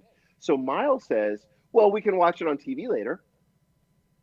Yikers. And his mom says, what do you mean? And Miles says, well, I mean, Dad plays drums, and there's drums on TV. Bernard's playing baseball. There's baseball on TV. So, so it's conditioning. That's isn't, very isn't it interesting. precious? Bernard on TV? Is he on TV? You know, so yeah, so kids don't get it in the moment. In the moment, I don't think they really get You my won't God. win. So I just have to be okay with not So- being cool right so now. yes. So I'm sorry, just Joe. I'm sorry, Joe. not- But yes.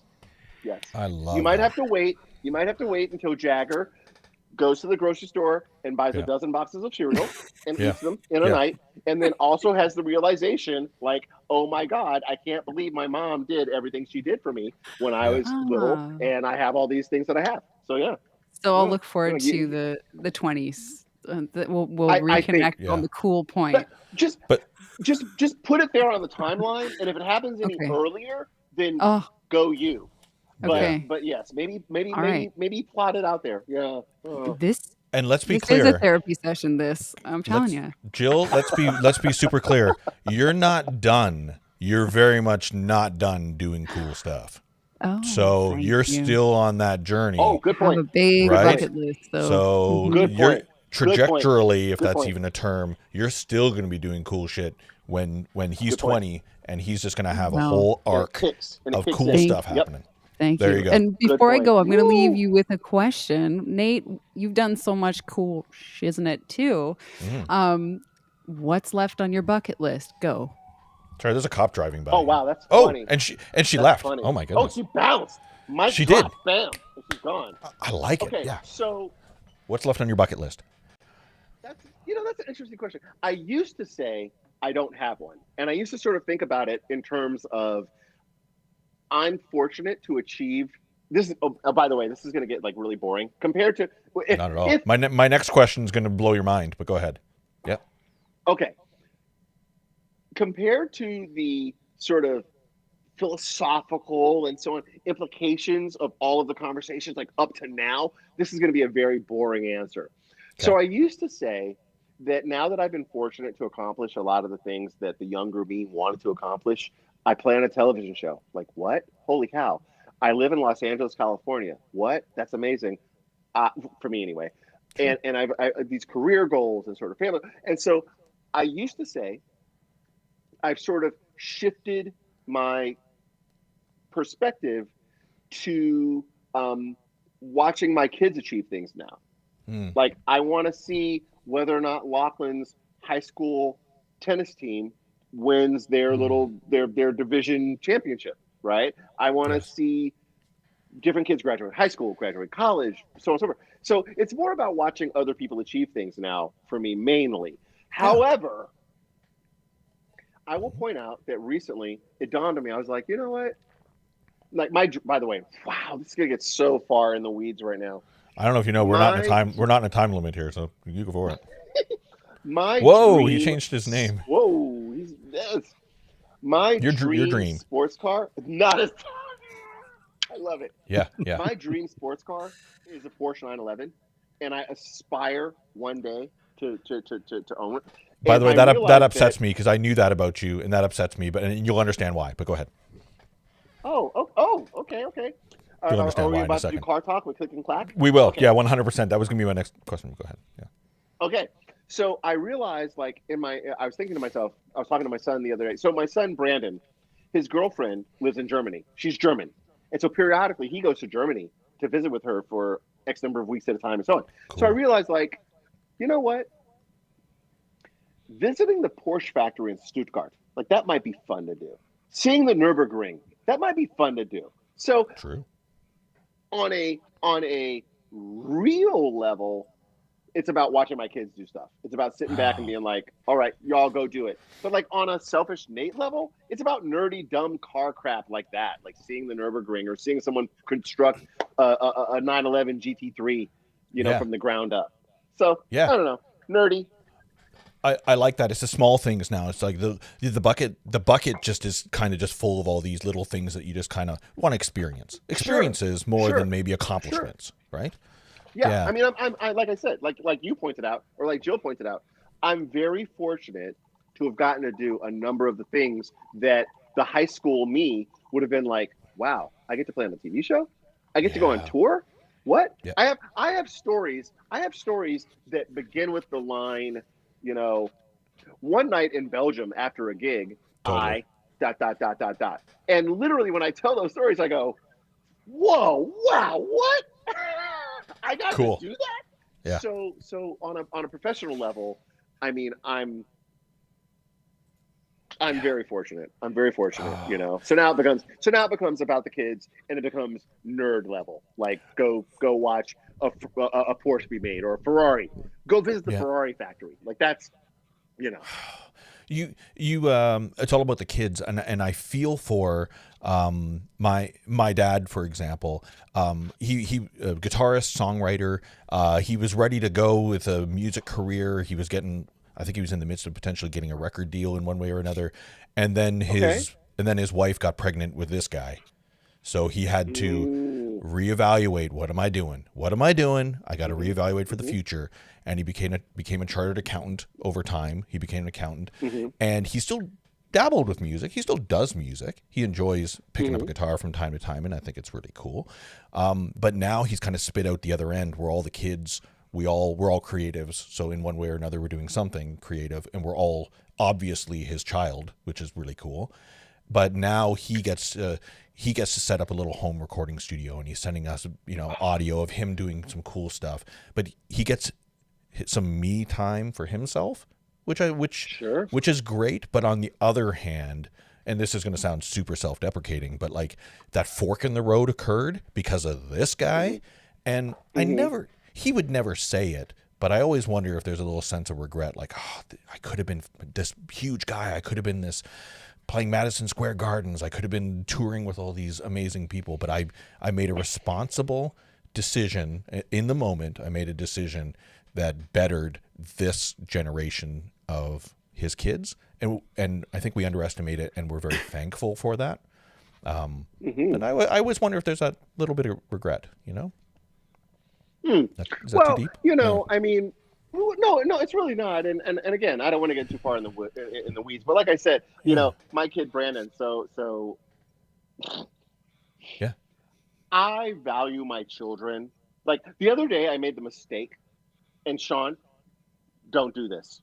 The other day I made the mistake. I probably already have. He's going to do it. I made the mistake of like sort of adding up expenses of what a child costs to raise from 0 to 18. Yeah. Spoilers, like, that's why we don't have kids. We made the mistake of actually doing that. Right. Yeah, okay. Yeah. Right. I wound up after and this is pre-college, right? Pre-college. I kind of like in my head, I came up with like a per diem per day that it costs to feed a kid times 365 days in a year times 18 years old. I came up kind of with like a clothing budget times 18 years. I came up with kind of like, you know, an events budget, right? Movies and go to Six Flags and so on. I think I wound up somewhere slightly north of like $500,000 by the time they get to 18. Like 0 to 18, dude. Somewhere in the $500,000 neighborhood, right? And do you realize how many Millennium Falcon Legos you could buy with that? I got 6, right? So, holy cow. So at one point, my son Brandon says to me, he goes, "So Nate, if you didn't have all of us, do you think you'd have a Porsche 911 by now?" Oh wow! I looked at Brandon.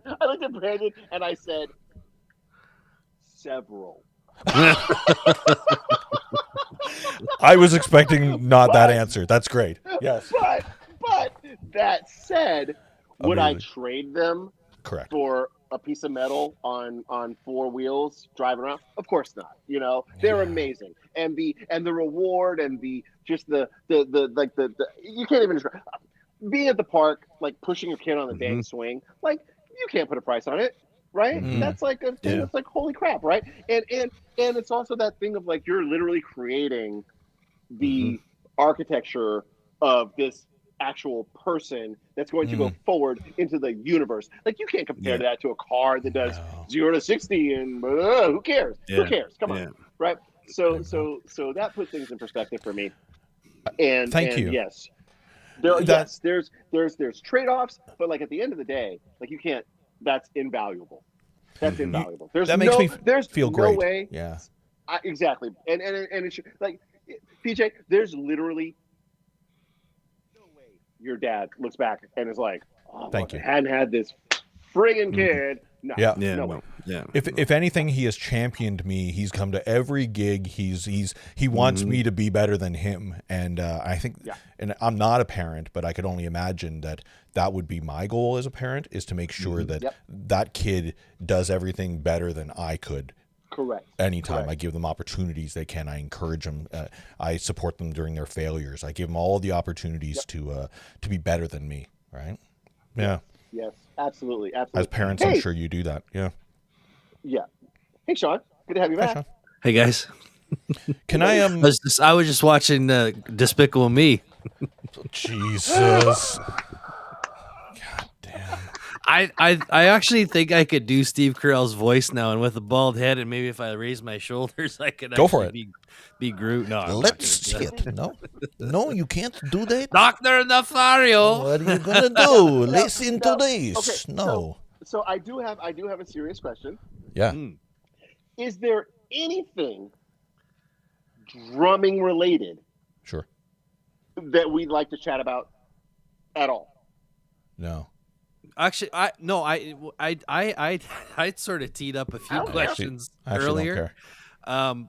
But like kind of the way we've sort of gone has been just perfectly fine with me Yeah. as well. I feel like now Before I we feel get like into I the drumming warned you. talk. Sean, I feel like I warned you. I feel True. like I warned you. Like I feel Oh, like yes. I This told is you, us. like, This is us. Anyways, like, this is good what we luck. do. Yeah. Can I ask you? Sorry, I really, because we started talking about the Porsche 911, and I don't want to go too far off that for a second because it's important to me. Go. Because Hit me. as a Subaru owner myself, Same. I know. That's the question right I there. believe What no Jeremy Lego Subaru? posed a good question. It's my dream. I should find one. It's my dream to own an 04, and you had an 04. Am I right? Gold rims, Wow. rally blue. Tell me. So I feel like there are certain comedians who just keep making things more and more awkward and esoteric until they're down to like 3 final listeners, and I feel like that's what we're doing right now. No, we're not. People are more interested. We're going smaller and smaller. It's like not only are we not talking about drums, now we're talking about parenting. Yes. Then we're talking about cars, Yes. and then now specifically within cars, we're talking about Subarus, and now with a Subaru, we're talking specifically about 2004. We're going to answer this question, and we're going to get into drums because we're already getting some drum questions here. But Okay, good. I'm a little offended as a Subaru person. I got you. That No, I once got you're you. I got Subaru, you. you're always Subaru. Don't let me down, Nate. got you. What's going on here? I got you. Okay. Okay, here we go. So, without getting too far, Yeah. we're already too far. Yes, I had an 04. I had literally the car, like literally the Gold rim, car, rally right? blue. The 04 World Rallycross blue, Runners, gold yep. rims, 2004. First year it came out, I did the it was stage 2. I had done the intake, exhaust, Cobb access port. It did not come with a short throw shifter, so I did the short throw shifter. I did an ACT performance clutch. Yes. It was loud and fast and handled like a go-kart. Oh my God. My neighbors all knew when I arrived and when I left my house. Okay? I love it. Now, the thing is, you do those sorts of things. You do those sorts of things to it. And with every modification that you do, by the way, who was that comment just then? Death Spawn said had About because you had right. a 2004. So I did. Yes. So Death Spawn 54. I did have one. If it makes you feel any better, I now have an 18 STI. If it makes you feel any better, right? It doesn't, but that's okay. It's still nice. It's still nice. Stop it. It's still It nice. is. It's not. But there's more bells and whistles, and so it's heavier, and so it's a little slower, and the wheelbase is longer. Wider so it doesn't stance, exactly exactly. handle the same. Yeah. But it's still a Subaru, and I'm still a Subaru guy, so don't get it twisted. I'm 100% with you. Okay. Yeah. When you do that to a car, for every mod that adds horsepower, you're also adding persnicketyness. You're adding, He's got a 17. Awesome. He's feeling it. Yeah. You're also adding temperamentalness, if you understand what I'm saying. So the engine blew up at a certain point in time. Had it rebuilt. Blew up again. Okay, this car is like super temperamental now. So I eventually had to let it go because it was my daily driver. So I can't have a daily driver that every time I go out in the driveway and turn the key, I have to guess. It's like a coin toss. Is it going to start or not? So eventually I had to let it go. I let it go. Get this. So before I started with the Rexes in 2002, prior to that, I had an Eagle Talon Turbo, which is almost the same car. It's same frame, same K-frame. Yeah. That car was a 2.0 turbo, 16 valve, right? All-wheel drive car. Correct. So, right? So this one, the Rex is like a 2.5 turbo, all-wheel drive. So I let that car go, the Eagle Talon, when it started to like blow up and wouldn't run anymore. Sold it to a kid and his dad who was a mechanic. Cool. I was like, yes, you know what you're getting. I feel good about it. Yep. Same with the 04 Rex. I sold it to a 16-year-old kid whose dad was a mechanic. They were basically going to rip it apart, rebuild it. It was going to be a father-son project car, and I felt great about it because again, is it going even further? Creating memories. Even further ways? Sure, exactly. But like literally, PJ, you'll appreciate this. Literally, axle boot, front right axle boot, toast. Have to replace it. Okay. $900. In my head, I go, there's 3 more of these on this car. Totally. Right? I just got a repair bill for my Sub last week, $4,000, but that was for all 4 wheels, the hubs, and I chose just to do one of them for the moment because I'm like, that's the worst one, but $4,000. Right. Like, oh my God. Yeah. Okay. Right. Yeah. So at a certain point you realize like, okay, for my 04 especially, you realize like, okay, the car's paid off. Yep. But like, every 3 months, I'm paying like some $1,000 repair expense. So I'm paying a car note. So at a certain point, it was like, all right. And so I always joke with my kids. And I say my favorite feature. I say with my kids, I say my favorite feature about the 18 STI that I have now. My favorite feature, it starts. Yep. Okay. Nate, you've redeemed yourself. You've redeemed yourself 100%. But ... If you're gonna let that go in favor of a Porsche, it's okay. It's okay. We'll let you back in the team. We'll let you back, but you'll be frowned upon for a tiny bit. It's cool though. Okay, it's cool. cool. PJ. Okay, don't worry PJ. about it. That's fine. Okay, now man, I hope anyone who knows anyone who works for Subaru will grab this and share it because what I'm going to tell you is my wife loves her car and she drives a 2018 Subaru Ascent, which is their big 7-seater SUV. She loves it. The thing's it's got a 4-liter turbo in it. Yep. You drop it, the thing goes. It's like, are you kidding me? It's an SUV? Now, it's crazy. And again, if one day fortune ever smiles on me and I have a 911, I'm always going to need a daily driver. Like, I don't want a Porsche to be my daily. So the daily will be a Subi. It'll be a Rex. It'll be a Forester.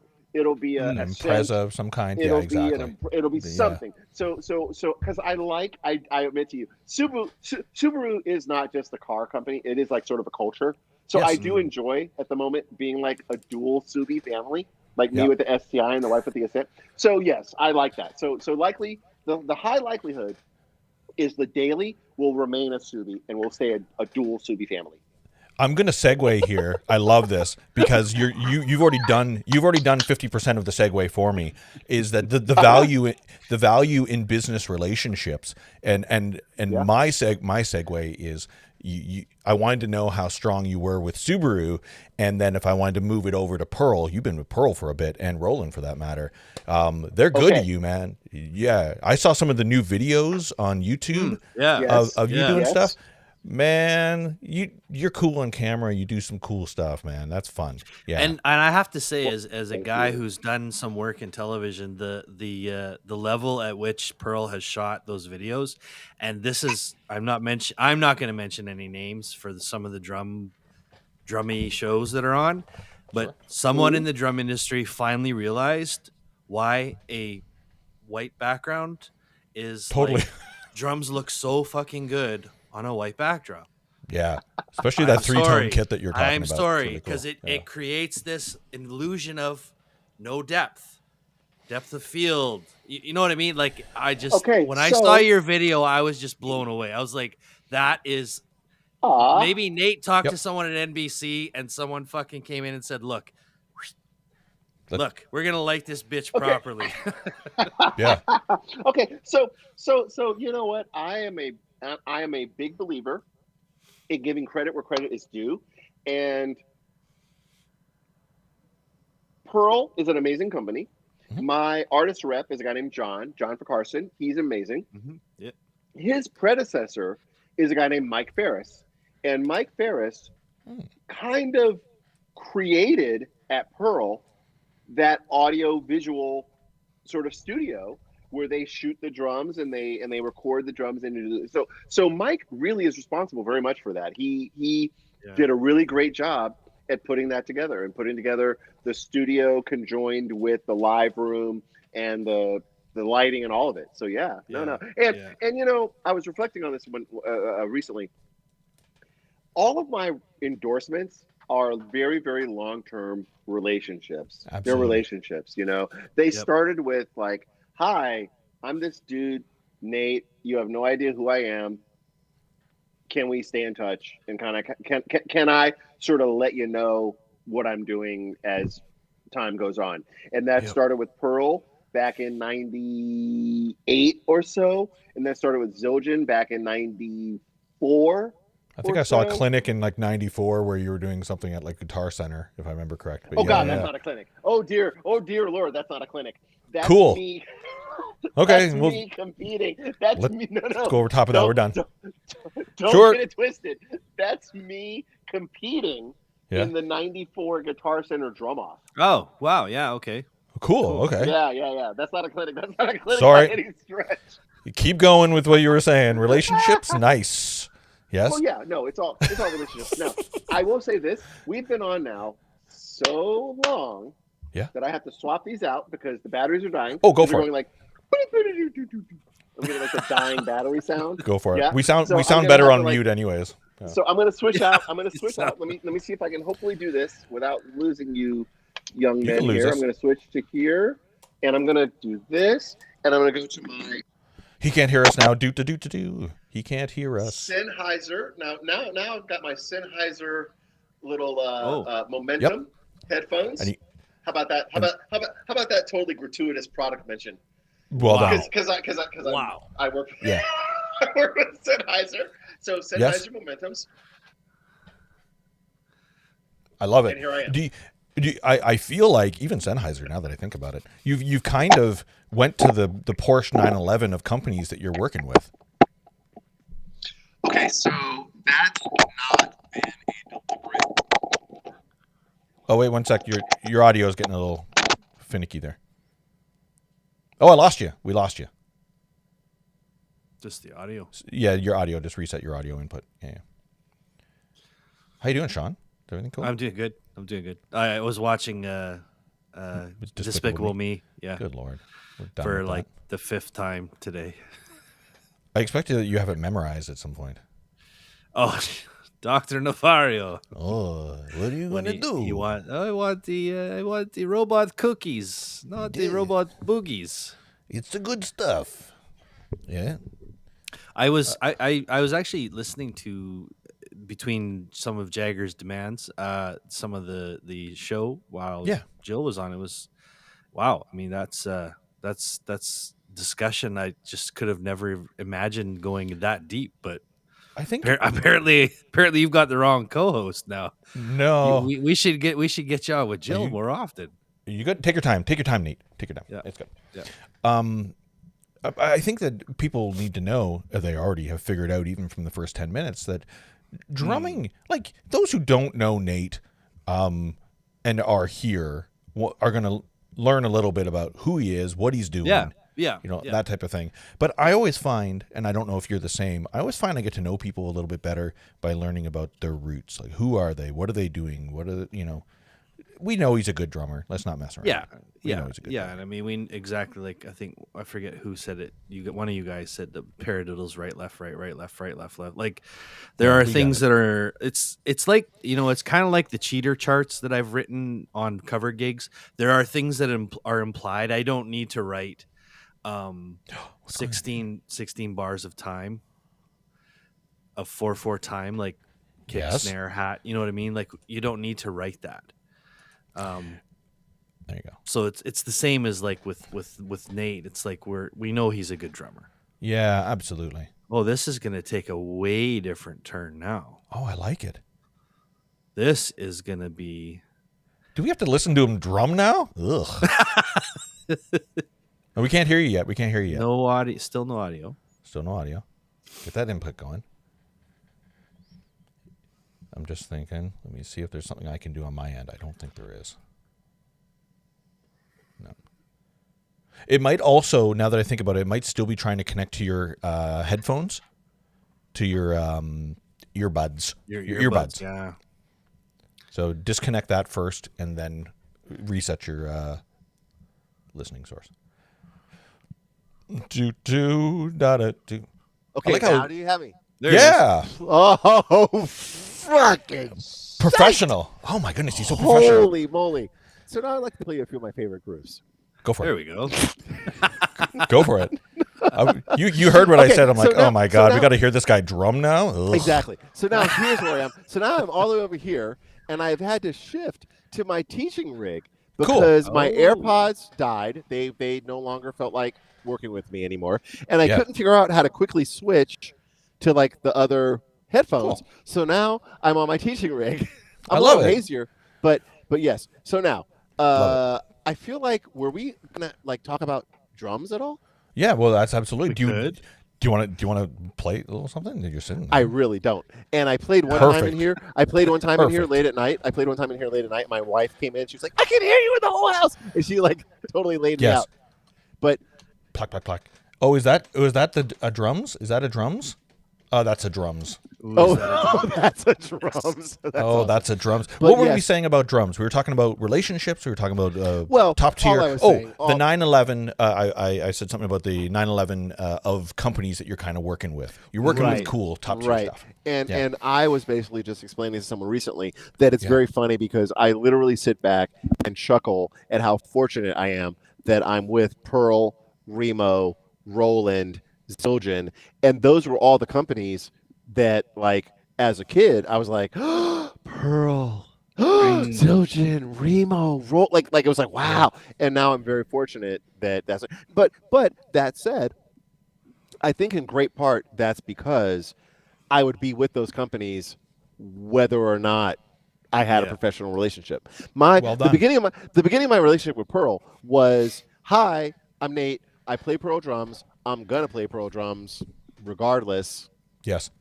Can we be in touch? And that's kind of how it went with all of them.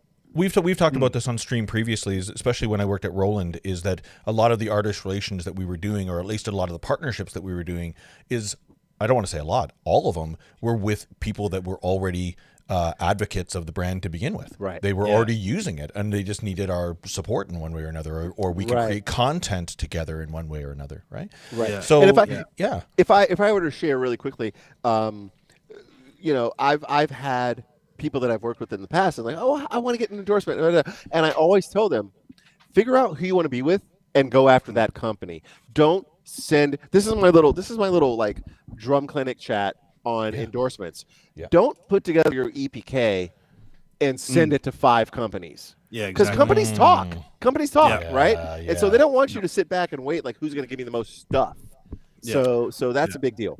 Yeah, And that's like a big deal. every under industry, I mean, the amount of people that I've known that go through the industry, like I know I can name 3 names right now that these guys have worked at 3 different companies. Everybody knows everybody. Right. So when you start playing that game where you just sort of think you're holier than thou, Right. and to the other thing is mitigate your expectations. I think probably there are maybe 6 people in the world that actually get free gear. True. I mean, like, True. really, come on. Tommy Sure. Lee, Ringo Starr, like Don Hen, like, you know what I mean? Like, Yeah. Right. there are certain relationships that, yes. Or and there are I'm sure people, or there are young players who think that, oh, my band is signed now. right. Back the truck up to my house. Yeah. Totally. Yeah. You know? I remember. Do you have a drum tech you can lend me as well? Well, I remember we were working with a drummer in particular, and I won't share names, but I remember we were working with a drummer. That drummer left the band. The band got a new drummer and just assumed that drummer would get the same endorsement. Right, And we were like, no, we're really working with the 4x4 space on the stage. Or sorry, we're not working with the 4x4. We're working with the artist himself. Right. And so it certainly opened up discussions and not assumptions. Right. It's So I had the partnership was with the drummer, really, right? Yeah. I interviewed so before I started Drum Geek, I had a different entity online, and I interviewed Roy Burns right like about a year before he died. And he had one of the best sort of, I guess, examples or sort of the scenarios about like endorsements and kind of the way he approached it. And cause like Mike Johnson was a guy that, you know, he was just with a band called Simon Says, and Mike was signed with them. They were on Island Records, and I mean, they were going places, they were opening for people, and all of a sudden, Mike just, you know, in kind of a flipped way, Mike realized, I don't want to do the touring thing. I want to be an educator. And I actually, incidentally, I talked to Mike about that in another interview. But what Roy sort of told in the story was exactly what Mike said. Just because Mike quit Simon Says, he said, we didn't let him go. We didn't, because he said, well, I guess now that you know, because he had talked to Chris at Aquarian and said, I guess, well, now that I'm not with Simon Says, probably blah, blah, blah. And Chris is like, no, I mean, we believe in you. We absolutely are here to support you 100%. Whatever you're doing, we're there. Aquarian's going to be, you know, your company. And to that extent, it, you know, Mike's like, man, I felt so grateful. I'm sitting in a local music store teaching drums, and they're still behind me. That's and what Roy said was, but he said, but don't get me wrong, that was a business decision because we saw in Mike that he was going to pay us back. There was going to be dividends repaid in mass amounts because they could see the talent, they could see the drive, they could see the passion. Right. And that's what it was. He said it was a two-way street. It was, if we're going to represent you, you're going to represent us. Right. And that's exactly what the agreement was. And that's totally, and Roy said, that's what I expect. I expect you to represent me because I'm giving you some stuff here. So, partnership always. Oh, totally a partnership. And I think, Nate, you've said that in a couple of interviews. You don't see it as an endorsement. You see it as a relationship. It's a relationship, a partnership. Yeah. 100%. Yeah. So, well, hey, dudes, do we have any other drumming questions, or what do you reckon? What do you reckon? Well, somebody just said, "Hey, I've got the Momentum 2.0s, by the way." Nice. Boom. Slap. That's my buddy Jeremy. He's a drumming badass. He's a really good cat. Young dude, great player. Yes. Yeah. And I think he said earlier on that he's actually on tour right now, and he's in the Boston. In case you're wondering. Yes. He's in Boston right now with his tour. Phenomenal. Nice. Well, let me go through my list here. Is there? Oh, you know what? You know what we could do here? Let's do something really, really fun here, really quick. And it will end with some drumming stuff. It'll end with some drumming stuff. I was doing my Anton Fig. Like I remember Letterman would always like the top 10 countdown, and Anton would have to, like the roll for the last one. Roll on the floor, Tom. Yeah. There we go. Lightning round here, really quick. I was streaming with my niece tonight, as I mentioned, and at the very end of the stream, I asked her. She was like, "What are you doing this week?" And I was like, "Oh, I'm interviewing a super rad drummer. And do you have any ideas of what questions could I ask him?" Okay. And she kind of lightning round some questions. So I'm going to ask you how many? 1, 2, 3, 4, 5, 6 questions, but they're Got lightning round. Lightning Got round. it. Ready? Got it. Yes. What's your favorite color? Blue. What's your favorite song? So Many Millions by Fishbone. Oh, good choice. What's your favorite book series? Anything written by Malcolm Gladwell. Oh, wow. Cool. Blink, Tipping Point, Outliers. Oh, Yeah. wow. Okay. Do you like unicorns? Who doesn't like unicorns? Yeah, I don't want to know somebody that doesn't. I hear you. What's your favorite animal? Say unicorns. Say unicorns. Unicorns. No. Fictitious. My favorite animal is unfortunately my dearly departed doggo, Trevor. He was a mutt. He was a German Shepherd / maybe Roddy / maybe Lab something. He was like a bunch of bunch of mutt. But sounds like a he badass. was an I awesome like him. dog. Yeah. Good. Tip of the hat to him. Absolutely. And last question, which she came up with on her own, is what happens if you forget the beat? So when you're playing, and she kind of clarified it for me, when you're playing, you're obviously charting things. Now, by the way, this is me asking the question. When you're drumming and you're charting things with each artist, how? I guess the deeper question is, how are you remembering that? And I guess the core of the question is, how are you charting it for your own sake? If I forget the beat, I just try to play music. That's probably the right answer. Yes. I just try to play music. Yeah. Yeah, absolutely. I listen to musical cues around me. I listen to what the players around me are doing, what the bass player is playing, what the singer is singing, what the chords are, what the tempo is, and I just try to play music. And to that point, I'm going to circle back from your 9-year-old. What is her name? Her name is Mags. Maisie. So circling back to Maisie? Maisie, yeah. Maisie. Circling back to Maisie, I would just say, and circling back to you as well, PJ, the previously mentioned thought it was a clinic. Really, it's not a clinic. It was drum off 1994. I got up after so many notes had been played. I don't think I was the last guy, but I might have been like 8 of 10 or 9 of 10. And so many notes had gone on, and so many chops, and so many fills, and so many like so much stuff. And I got up and I was like, you know what? I'm just going to do my best to play music. And hopefully that will get me through this, and we'll see where it goes. And so that's what I do. So if I forget the beat, or if I don't remember the song, or if I get on stage and someone says, hey, we're going to play Hot Water Heater Fantastic. And I'm like, I've never heard Hot Water Heater Fantastic. It's a good song, but you're missing out. I'm going to listen to what's going on around me, and I'm going to try to play music. Yeah, for sure. And lightning round done. Thank you.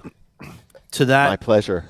to that end, when we've talked about in the past, when we chat, we say, "Oh, we're not talking about drums," and in reality, one of my favorite drum teachers that I ever had, one of the things he said to me was, drumming actually is until you start doing technique, it's never about drums. It's about you. It's about you and the expression that is the palette. This is your canvas. He said, "This is you. This is you on a drum set." Right. So it's actually never about drums. I mean, even let's face it, George Lawrence Stone, Al Miller, all these guys, all this was an expression of who they were, good and bad sometimes.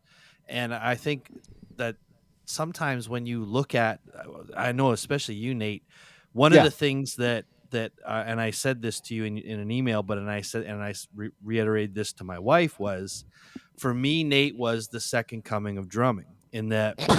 So like you. Whoa. I'll explain this. Calm down, man. Clarify. Holy jeez. I'll explain this to you. Jesus. It's on such a pedestal.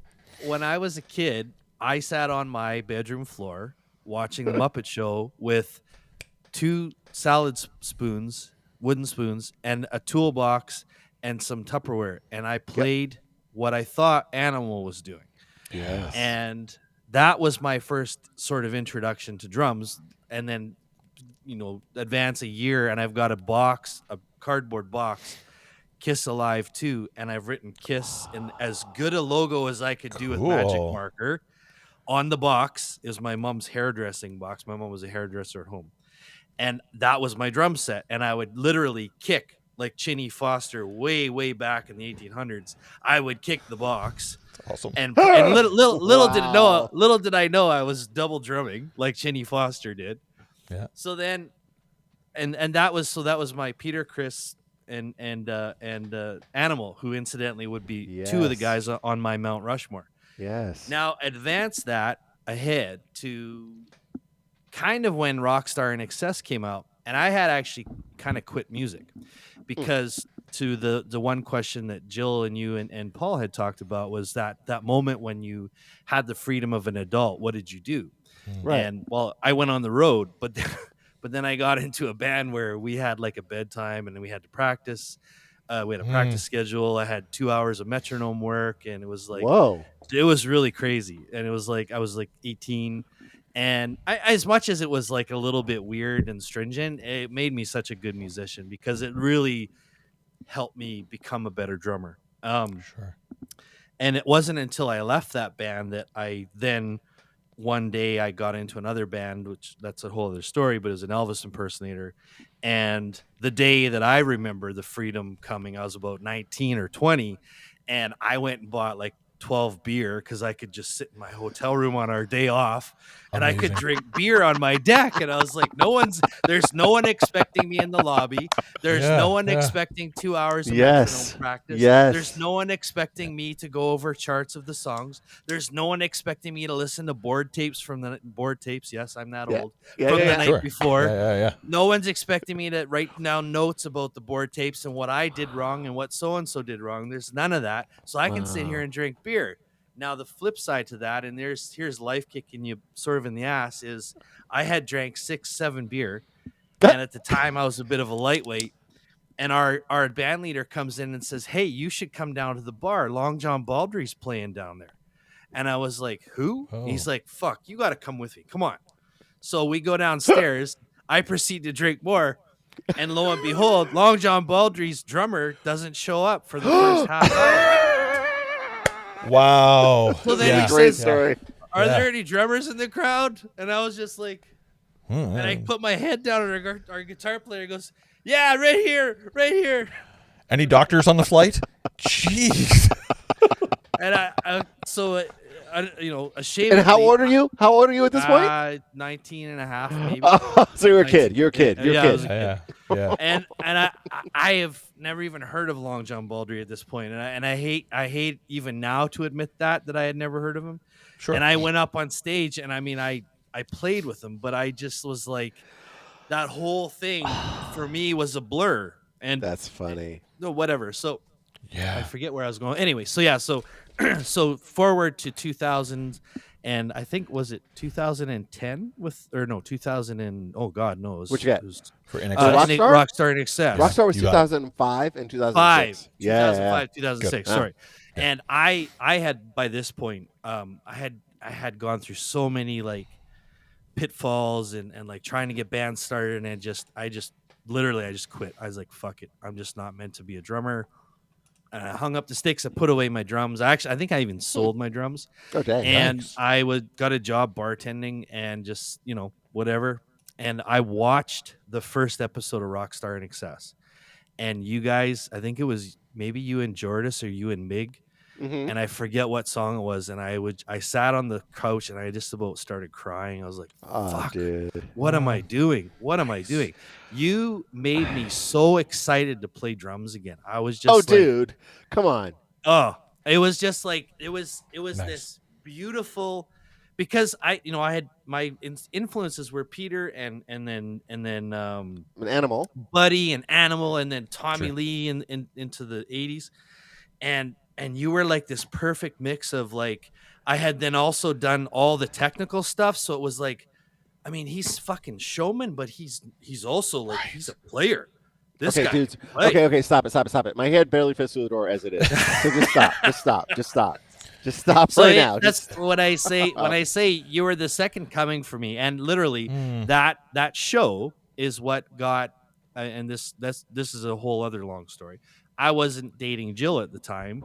I was dating someone else, but that show God. got Jill and I together. And as far as when I then started to play. I actually started to play around town, and got the drums out. And Jill and I would compare notes on the show, and like I thought I didn't. She thought Marty would win, and I was like, no, there's no way Marty's gonna win. He's not.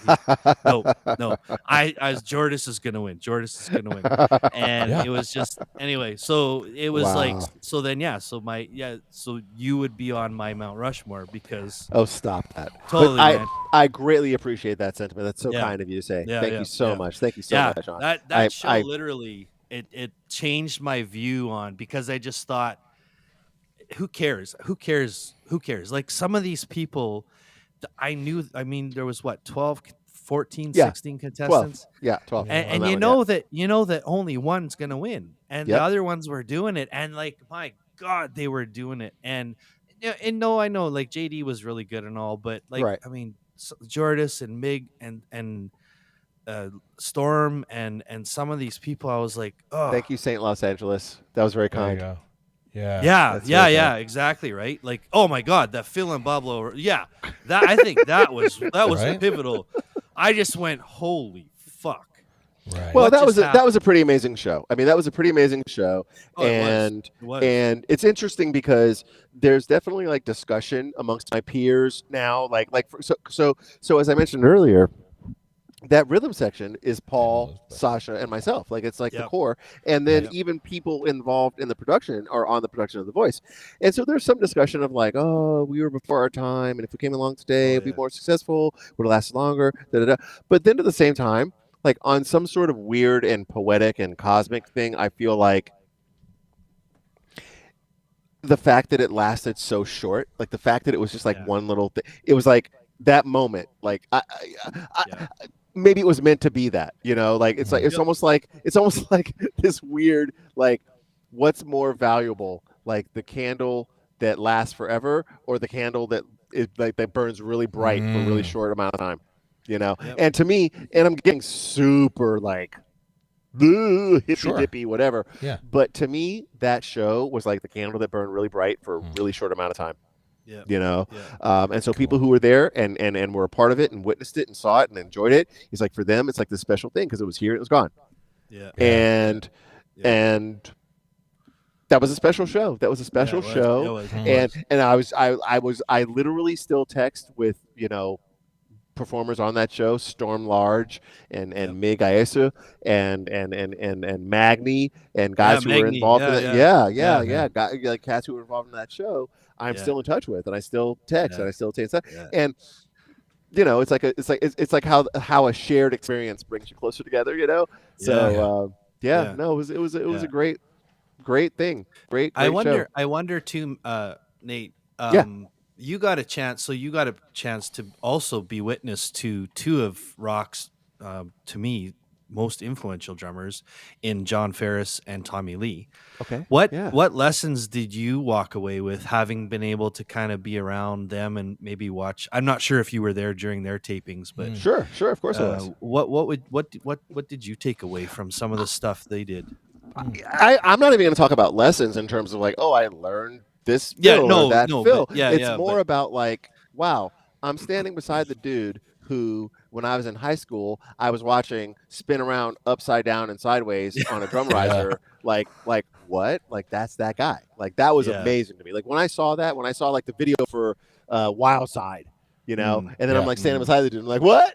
So that was cool. Well, and just to give you a little bit of behind the scenes, to have that same guy that I watched in high school, and I'm standing and I'm watching him play and so on, after they finish their rehearsal or whatever it is, have him go, hey man, come to my dressing room, we're gonna do some Jaeger bombs. Be like, what? Like, wow, I get to do that. So that's not part of the club. Positive. That's not the most positive light. No, but it sounds like Tommy Lee. but I just mean, but to be in that moment and be like, this is that guy, and I'm getting to do this. This is freaking crazy. And then with John Ferris, so John Ferris was the reason why I bought like Simmons pads in the first place, like back in the day. Oh, wow. And it's why my kit for a stretch of time was kick, snare, hats, Simmons pads. because I had seen him play it in a video. So just to be in the same room with guys like that who were as influential to me, or as they were when they were, that was the lesson in itself. That was me, like, outside my own body, looking at me going, you get to be in a room with this guy and have conversations with this guy, and that was it. It's like things that you would never have foreseen happening. When I'm watching Tommy Lee in high school spinning around in a Wild Side video, no part of me is going like, oh, well, a few years down the road, I'm going to be hanging out working with this guy. I'll go you one further. On that show on Rockstar Supernova, there were mansion parties, right? So that show took place at a place called, I think it was called the Paramore, and it's a big mansion on top of a big hill in Silver Lake, just outside of Los Angeles, right? Yep. They would have mansion parties, and the mansion parties there's a guest list of L.A. celebrities, whatever, and then they have the cast of the show and the band of the show, and you basically get together as a party. And here's me, I would bring, at the time, my kid's toy drum set and set it up in a corner, and I'm trading off with Tommy Lee playing on a kid's toy drum set these rock songs with these with the contestants on the show, right? Amazing. So it was definitely like, wow, this is what's going on right now. Okay, cool. Yeah. So it's humanizing when you get to see people kind of behind the scenes, right? Dude, watching, I can't believe. I mean, it was 06 or so. It would have been like a decade and a half ago. So the proliferation of like everybody with a phone with a thing, and it wasn't where it is now. Wasn't there yet. I wish there was video of me playing and then Tommy Lee playing on like my kid's drum set. It's a double-edged sword because it's here and you get to talk about it. You know what I mean? So there's something kind of cool about it. That memory is yours and nobody else's. So I think kind of cool. Yeah, exactly. There's your present in the moment for sure. Good point. Hey, I'm gonna raise a practical question right now that's like gonna go so far outside the realm of like, oh, this is like a professional show going on. Perfect. This is not a professional show. You took the words out of my mouth. This is far from it. I have to pee. Oh, perfect. Go do that. Well, with all due respect, if you feel comfortable doing it on camera, go ahead. I didn't say I have to pee. I didn't say I have to pee here. No, that's true. You go do that, but with that in mind, I've already gone twice. I want to be respectful of your time as well, because I was thinking we're going to wind it down in a moment anyway. So why don't you do your thing? Come on back. We'll bring it in for a landing. I'll be right back. I love it, dude. You're going off. There we go. Boom. Oh my goodness. We've covered a lot tonight. We have covered a lot of terrain. I don't know that we were prepared for a guy that could also host this show. And also keep up with us. This is keep up with us. He gets it. Yeah. St. Los Angeles. I just want to say many thanks for you guys asking Nate to do this and Nate to be on this. Thank you. Yeah, man. We're enjoying the guest that obviously we're enjoying. There hasn't been a guest that we've been like, that was dumb. Hasn't happened yet. Yeah, no. But we're really enjoying the guests that we've had so far, and the trajectory is only going up and up. We're really enjoying the people that we're getting into. And if you are new here, and you probably figured out that although we do talk about drums, we want to talk about more than drums. We want to talk about life. We want to talk about, like I said, childhood memories and that type of stuff, right? That's what makes us human, right? And that's really what we want to celebrate is, why did we play drums? Not just that we do play drums. Does that make sense? Yeah. Well, and I that's what I say. I say again is that as artists, and I consider us artists, is the fact that we're artists, but our canvas is a drum set. So a lot of I don't like when Mitch told me, he said like, even drumming isn't all about drumming. It's about choices you make. And this was getting into exactly sort of the whole, at the time I was obsessed with Bonham and just sort of the feel and the stuff. And we were learning about, and not that you can learn it, but we were addressing the fact. And even a good example tonight was I watched Slash play a thing for Ozzy was, so Mitch said, I want to get you to a place where, like, if you someone could hear you playing the spoons, they'd say, oh, that's Sean playing the spoons. And Totally. good example was, tonight I watched that thing with Slash playing Ozzy's Crazy Train tribute. And Miles Kennedy, again, he's a good singer. He sounds like Miles Kennedy, but he also sounds like he was sort of trying to do the Ozzy thing justice. Yes. But listening to Slash, and say what you will about Slash, I was like, without seeing him, I was like, that's fucking Slash playing Crazy Train. Right. Even though he was playing Crazy Train, I could tell that was fucking Slash. And I can't tell you why, because you know what? It's not about fucking guitar playing. Yeah, yeah. Because it's about Slash. Yeah. And I think that's the point. That's the point to these conversations is what's the DNA that makes up Nate Morton? And because part of that is his grandma, his dad, his mom, his kids, and all these things lend themselves to you. There's decisions, and I know, Nate, you can relate to this. There's decisions you make now based on the fact that you've had 5 kids, let alone I've had 1. I'm not as far along the line as you are. 6, sorry, right. Yeah. So I think that a lot of that, and I mean that gets in a whole other thing, epigenetics, but a lot of it breaks down into and then, like, you brought up your dad, Paul, in that you think he might have regretted playing or quitting playing, but and I would have said too, the reality is when you see your first son born, you don't you do not regret anything you do for them. I swear to God, you never would. You never would. Never. You'll watch Minions 10 times a day and love it. Thanks, Patrick, by the way. Thanks for hanging out with us. Yeah. Welcome back, by the way, Nate. Did everything go okay? Oh, hey, buddy. I'm here. Everything's okay, And just so you know. Yes, everything came out great. Just so you know, and I learned this a while ago, rock stars don't wash their hands, so don't worry about it. A quick side, I saw a band performing on stage, and I was in the bathroom. The lead singer, during the set, quickly ran off stage and came into the bathroom, went to the bathroom, and as he was walking out, not washing his hands, he's like, I'm a rock star, and he walks out the door. And I was like, whoa, geez. So he's giving everybody pink eye. Oh, that's what I mean. I was like, oh, geez, I guess rock stars don't wash their hands.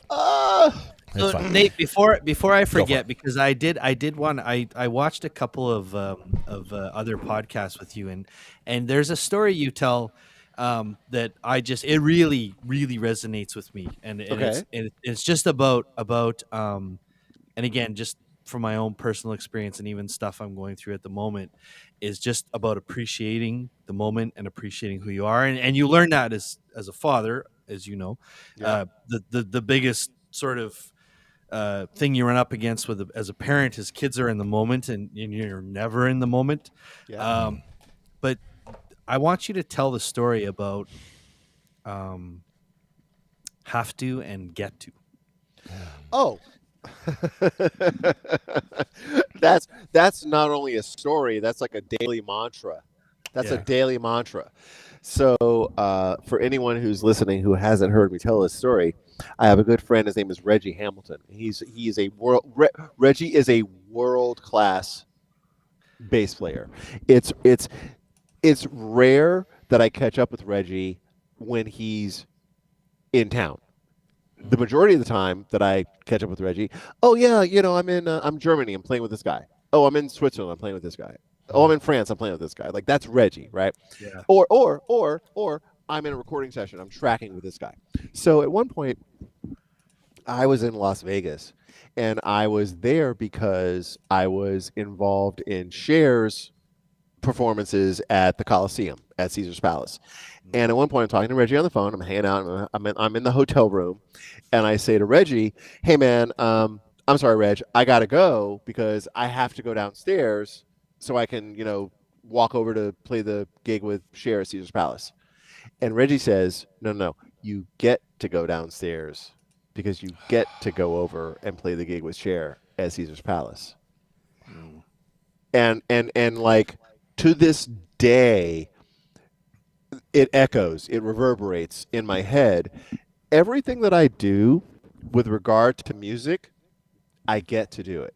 I get to do it. So even when I'm, so I have a day that starts at, let's say, 10 a.m., which I realize is not early for normal people, but I have a day that starts at 10 a.m., and then 10 a.m. comes, and then 10 p.m. comes, and I'm still working, and now midnight comes, and I'm at Henson Rehearsal Studios in Hollywood, and I'm tracking drums at 12 o'clock, 1 o'clock in the morning. It's a long day, 2 o'clock in the morning, and I remind myself I get to be at Henson tracking songs at 2 o'clock in the morning. That's a blessing, right? Yeah. And it always takes me back to my time at Berklee, at Berklee College of Music in Boston, right? I would have times where I had a recording session or a band practice or a jam session that started at midnight and went from midnight to 4 a.m. or went from midnight to 6 a.m. And I was stoked to have gotten the call to do it. Yep. And I'm not getting paid, right? Yep. I'm not stoked I'm getting paid. I'm stoked because I get to play with these amazing musicians and do these things. So no matter how long my days ever are, no matter how many songs there ever are, no matter how tired I ever am, I always remind myself, I get to do this. Like, I get to go and play with fill in the blank until 2 a.m, right? So it's a blessing. It's really a blessing. And it's really part of the fuel that drives me and part of one of my sort of, daily thoughts, reflections, mantras that makes me realize how fortunate I am to get to do what I do. So, I get to talk to you guys. Like, like literally it's 6 minutes till 11. Yes. On Pacific time. I don't know if you have any East Coast cats still on there, because it's like mad late East Coast diehards. And I'm like hanging out with you guys. Yeah. It's tomorrow night in Australia, by the way. Exactly. I'm having what might be, who knows what, coffee. Sure. I'm having coffee, and I'm chatting to you guys. Like cheers. This is my life. Like, I get to do this. Cheers. This is great. Yeah. Cheers, guys. Cheers. Yeah. Appreciate it. Like, I get to do this. So yeah, I mean, I'm very fortunate, and that's a big part of my engine, my motor, the thing. It's all good. Oh, thanks, Jeremy's in Boston. Yeah, it's he's all there. in. He's all in. I love it. I love it. He's in Boston, Mass. On the shoulders of that, I'm super grateful that we got to speak with you tonight. Yeah, super grateful that we got to be able to do that. I should point out, and this is going to be like complete. This is for one listener, and one listener only, and it's Jeremy. Everybody else, close your ears. I gave that cat like a private lesson, and he shared with me the sort of like journey that he took to get to me and he and I having a private lesson. That dude has endured. Like, he went through some stuff. So the fact that he's out now and on tour and playing and doing his thing, so good. So good. And cool. and suffice to say, not to make it so esoteric, but at the dawn of like the whole shutdown and everything, a lot of stuff that he went through was involved with that. And then there was some natural disaster involved, and then now for him to be where he is, I'm really stoked. So, and who's he playing with? Let's do a bit of a shout out here. Is this the correct Jeremy? Yes. Yeah. Oh, cool. I love it. Good old Jeremy. Ooh, I like that ride. That ride looks beautiful. Everybody follow Jeremy if you can. Jeremy, please do. Weisler.com. Please do. If you want, you throw some info in your in chat there, Jeremy. What is it? We talked about it before. Tides raise all boats. That's what we do here. That's right. Right. Yep. Yeah. This is great. Yeah. And throw your band link in there, Jeremy. Let's find out where you're playing next. Good setup. I love it. Thanks, Jer. That's great. I'm calling him Jer because him and I are buddies. You're like your boys. You're boys. You're good. Yeah. We hang out all the time. Well, why don't we wind her down here? We're Go for it. 5-2. And sorry, Okay. Did you have more or No. I was going to We're ask you. I did a little bit of research because, I wanted to find out, who am I talking? And you usually ask and here's the hardest question in the world. Yep, we're or getting there. Here's the question that nobody wants to answer, or We're all there. of that stuff. So I'm wondering. I didn't know if I was going to slip through, and I wasn't going to get that, or spoilers. Nobody slips through. Nobody slips through PJ's final question. Yeah, my final question. Before we do the full wind down, you're right, Nate. I'm going to ask you my question. Wait, okay. I thought you were going to put up the graphic. Donna Summer, the musical. No, I was giving Jeremy as. Oh, as you were. Yeah. Yeah. Are you good? Yeah. Oh, nice. Oh, Donna Summer musical. Nice. I did before we get to the final question, Nate. I have a quick. I did want to engage you in a bit of sports talk, which is why I wore a Vancouver Canucks. Oh, do it then. One of my family members is a former NHL goalie, and although I'm not an NBA fan necessarily, I can appreciate the sport. I have no idea where you're going. Yeah, same. This is the question. Oh God, who would be on Coach Morton's roster for an NBA final? And it can be any player, alive or dead. Alive or dead. Okay. So it's and this could just be the starting lineup too. Okay, so who would be? So my starting five? Yep. Okay, hold on. Time out. No, yep. You can make up names. I don't know NBA. No, I was kidding. No, we could just do here. Well, I mean, okay. So for me, my no-brainer is Kobe Bryant. He's a no-brainer. That's he's like a no-brainer. Kobe, easy. Whether you're a Lakers fan or not, for sure. Sure. Yeah, Kobe, hands down. Now, he needs a guy to control the middle and throw lobs to, although who's also an offensive player and defense. Let me put Kobe, and let me put Kareem. I'm going to put Kareem at the 5. Yeah, I'll put Kobe at the 2, Kareem at the 5. 2 Lakers. I'm put Magic at the 1 because he's like a 6'8", 6'9", point guard who's happy to be aggressive but also happy to pass. So you're kicking it to Kobe and he's hitting 3. So Magic at the 1, Kobe 2. Magic. Kareem at 5. So I've got a power forward. I need a power forward. Yeah. Powell played center. Shoot. Power forward. I'll put Worthy at 5. Really? Okay. Yeah. And I will put who at the 3? LeBron at 3. Even though he doesn't want to play, want to play small forward, but I would convince him. So yes. So that's it. And money talks. To your point, by the way. So I got Kobe. I got Magic at the. This is a big team. So if a team goes small ball against us, we're in trouble. You're gonna go broke paying this team. I got Magic. Yeah, that's true. Infinite money. It's imaginary. I got it's one Magic, game. Kobe, Bron, Worthy, Kareem. Yeah. Against the Globetrotters. I think so. So there are many who would you have, this or that, or who? Yeah. In most of those surveys, if you could have all Lakers versus everybody else, all Lakers wins. The all Lakers wins. And I just think about who I just left out. Think who? Shaq,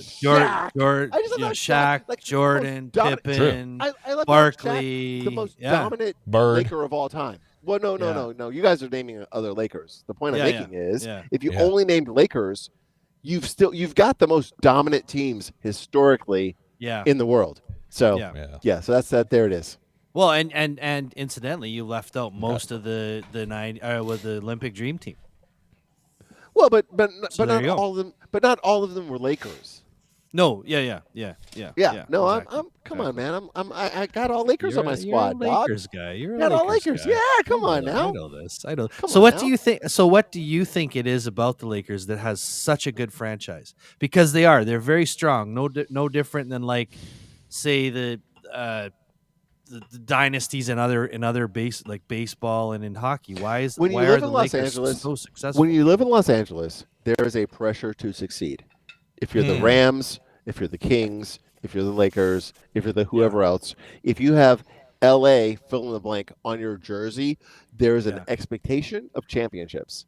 And so those franchises tend to do, or at least try to do, the necessary things to bring championships. If you're in a different market, if you're in Minnesota, maybe you're stoked that your team made it 2 rounds into the playoffs. But in LA, that's what do you call it? That's a participation trophy. Get that out of here. We don't do that. We don't do second place. To quote, among others, to quote Kobe Bryant, second place is only the first loser. That's correct. That's correct. I use that quote often. Yeah. Enough that when I'm playing Mario Kart with my niece and she comes in 9th, she calls herself 8th place loser. That's brilliant. And you know what? That's probably the best. That would be the best explanation, I think, Nate, that I've ever heard. Because actually, my dad's cousin is Ron Hextall, who spent a lot of time in Philly as the goalie, and he only got a cup ring when he became the assistant GM in LA. And I've heard him say the monk patch on the back of his head came from being in LA. The tension, the stress.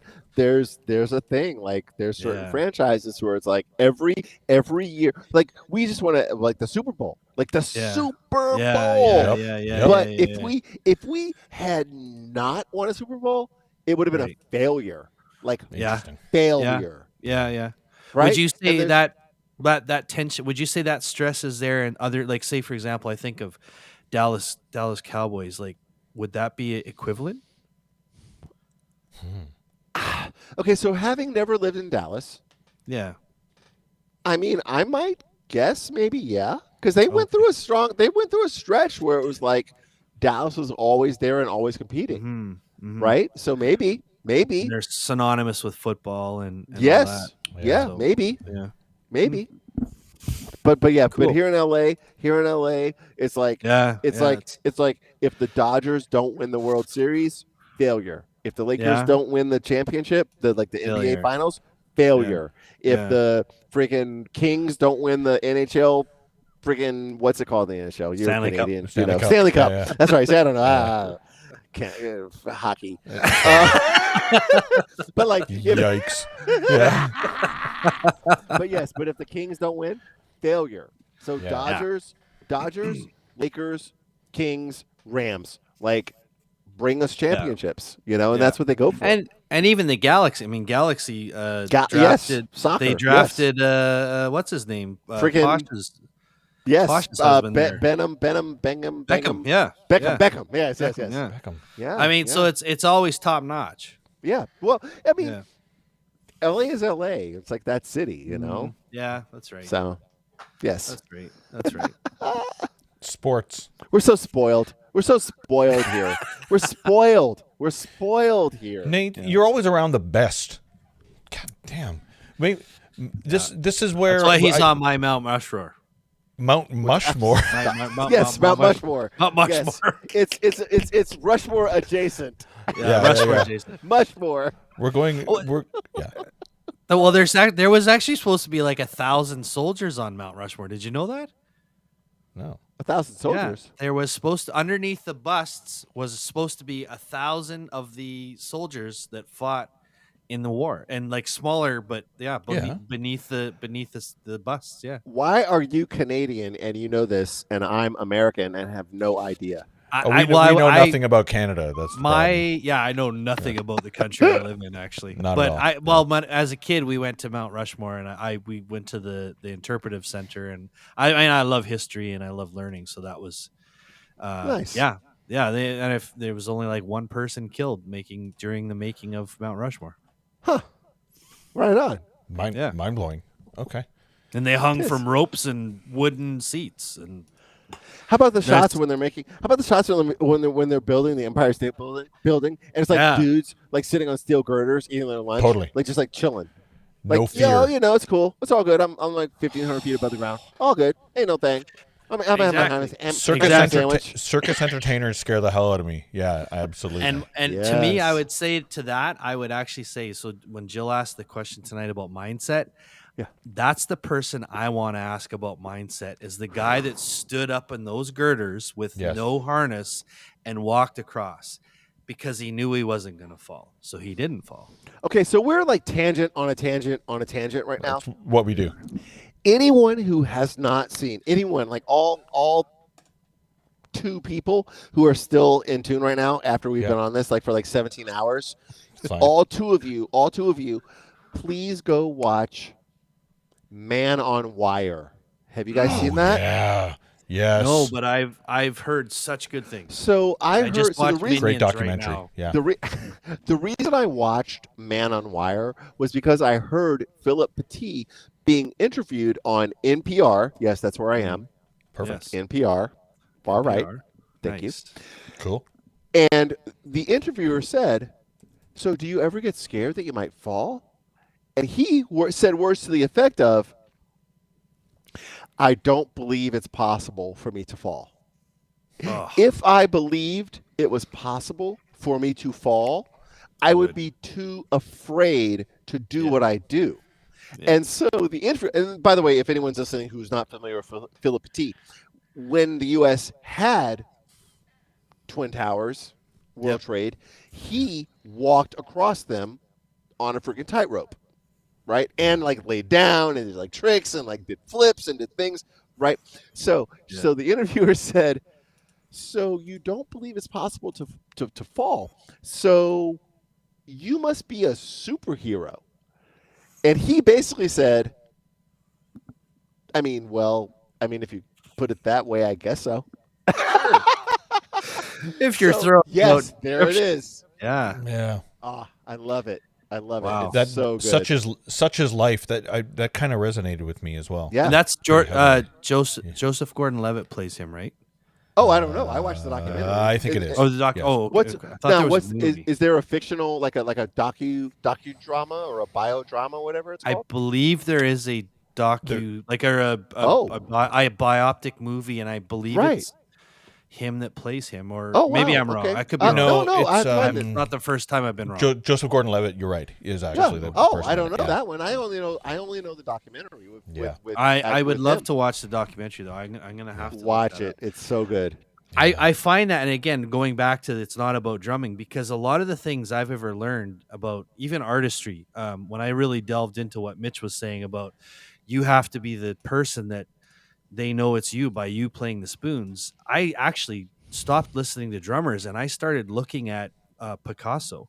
And I pulled from that how to be an artist. Right. Because he was an artist like from day one. He was born an artist. On and off canvas. Yes. Right. Absolutely. Right. Absolutely. Yeah, right. And so to me, again, like what you said, Nate, that just, again, now the third coming.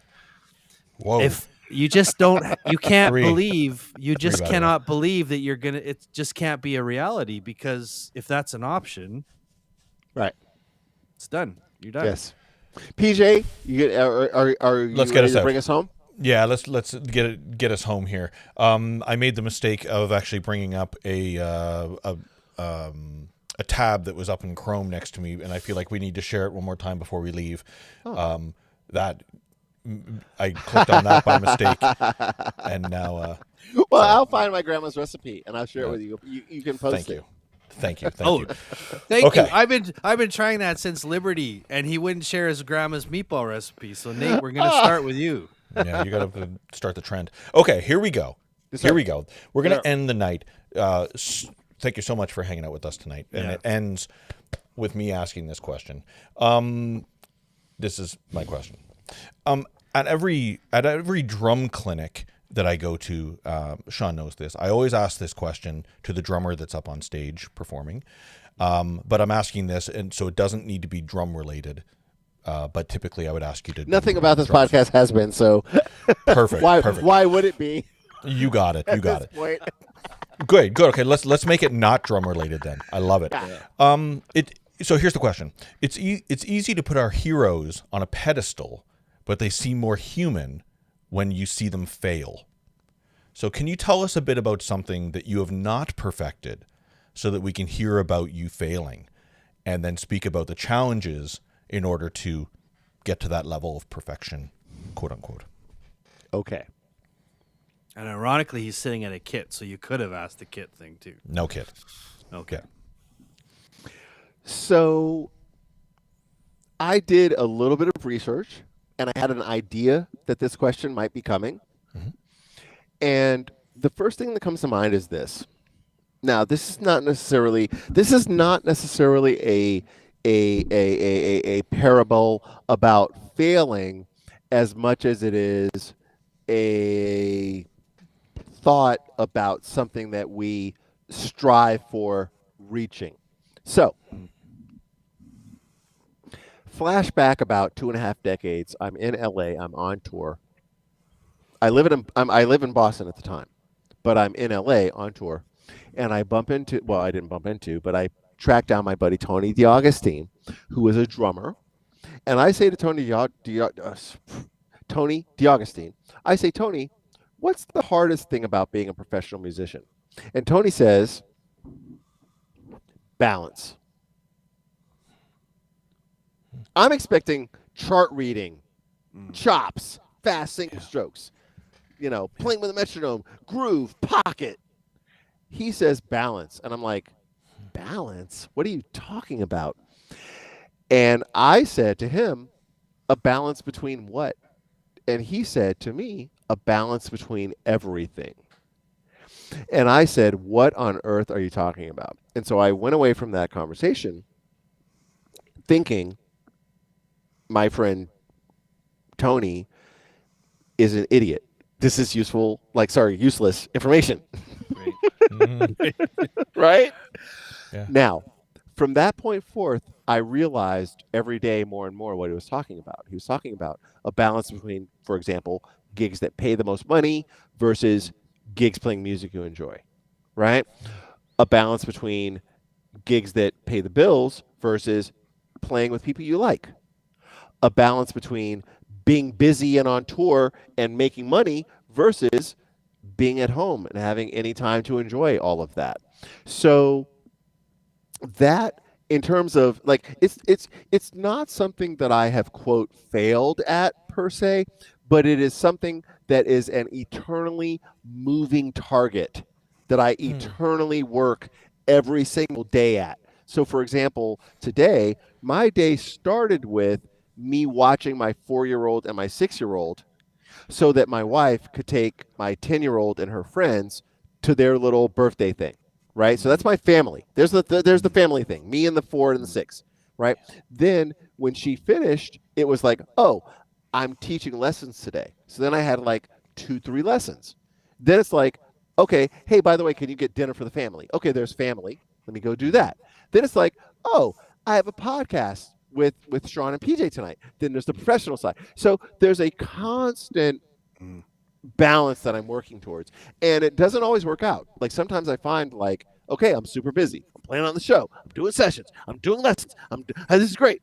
But I haven't gotten on the court with my 10-year-old for 3 months. Right. Yeah. Yeah. So that's the thing. So it's, again, it's not an issue of what I may have failed at as much as it is an issue of a daily striving to try to find this right place, So, for example, tonight we're on. It's whatever. It's 11:15 Pacific, right? So my kids are all gone to bed.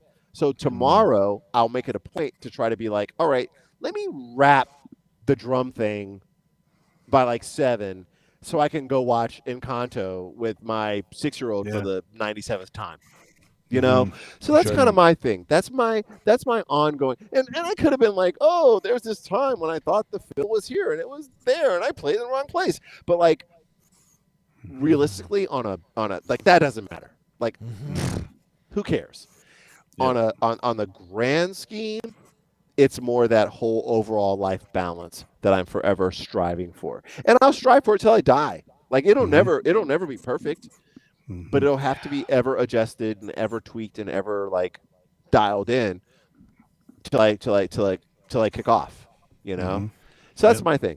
That's my thing. Nate, great answer, bud. Yeah, it's something that we hadn't really discussed. The word balance comes up certainly often, but you illustrated the importance of all facets of balance in life. All of it. And I've got to divorce the show for it. Sure. You know what I mean? And so, dare I say it was a failure, but you learned so much from it. The balance is on the other side. So it's interesting that you say, the moving target, and the challenge every day is just trying to make the right decisions, just trying to be human, just trying to do our thing and trying to make the best choices. And if it doesn't work out to be the best choice, well, how can I make up for it, or how can I learn from it? All you can do is make the best decision at the time, given the maximum amount of knowledge and insight allotted you. The things you know. That's it. Thanks, Nate. Of course, guys. Of course, okay. dudes. Well, let's wind her down here. Thank you, Nate. I super appreciate it. Remember at the very beginning we said if we can do 45 minutes to an hour, and we all knew that was a goddamn lie. You knew what you signed up for. I love it. But let's be. I sent Paul a message. I'm like, there's no way this is going to be an hour. No. But let's be uber clear. Let's be super uber clear. Yes. If you weren't fun to talk to, we wouldn't have talked for 3 hours. So Ditto. Thank you. Ditto. Yeah. And I have to say, Nate, like the fact that I even got to talk to you again, like my story, was the fact that you gave us this much time. I don't take that for granted. This was for me a huge blessing. Thanks, dude.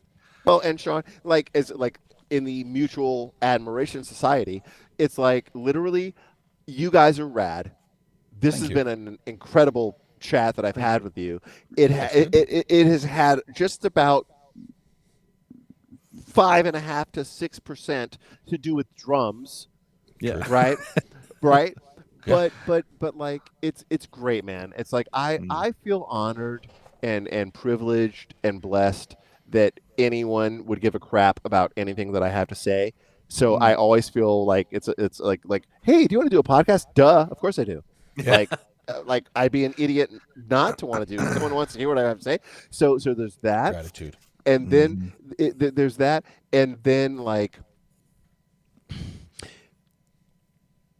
Well, I mean, that's all. Like the fact that I could share anything that anyone might benefit from or enjoy listening to or anything. I'm winning. I'm fortunate. I'm blessed. All of it. I get to do this.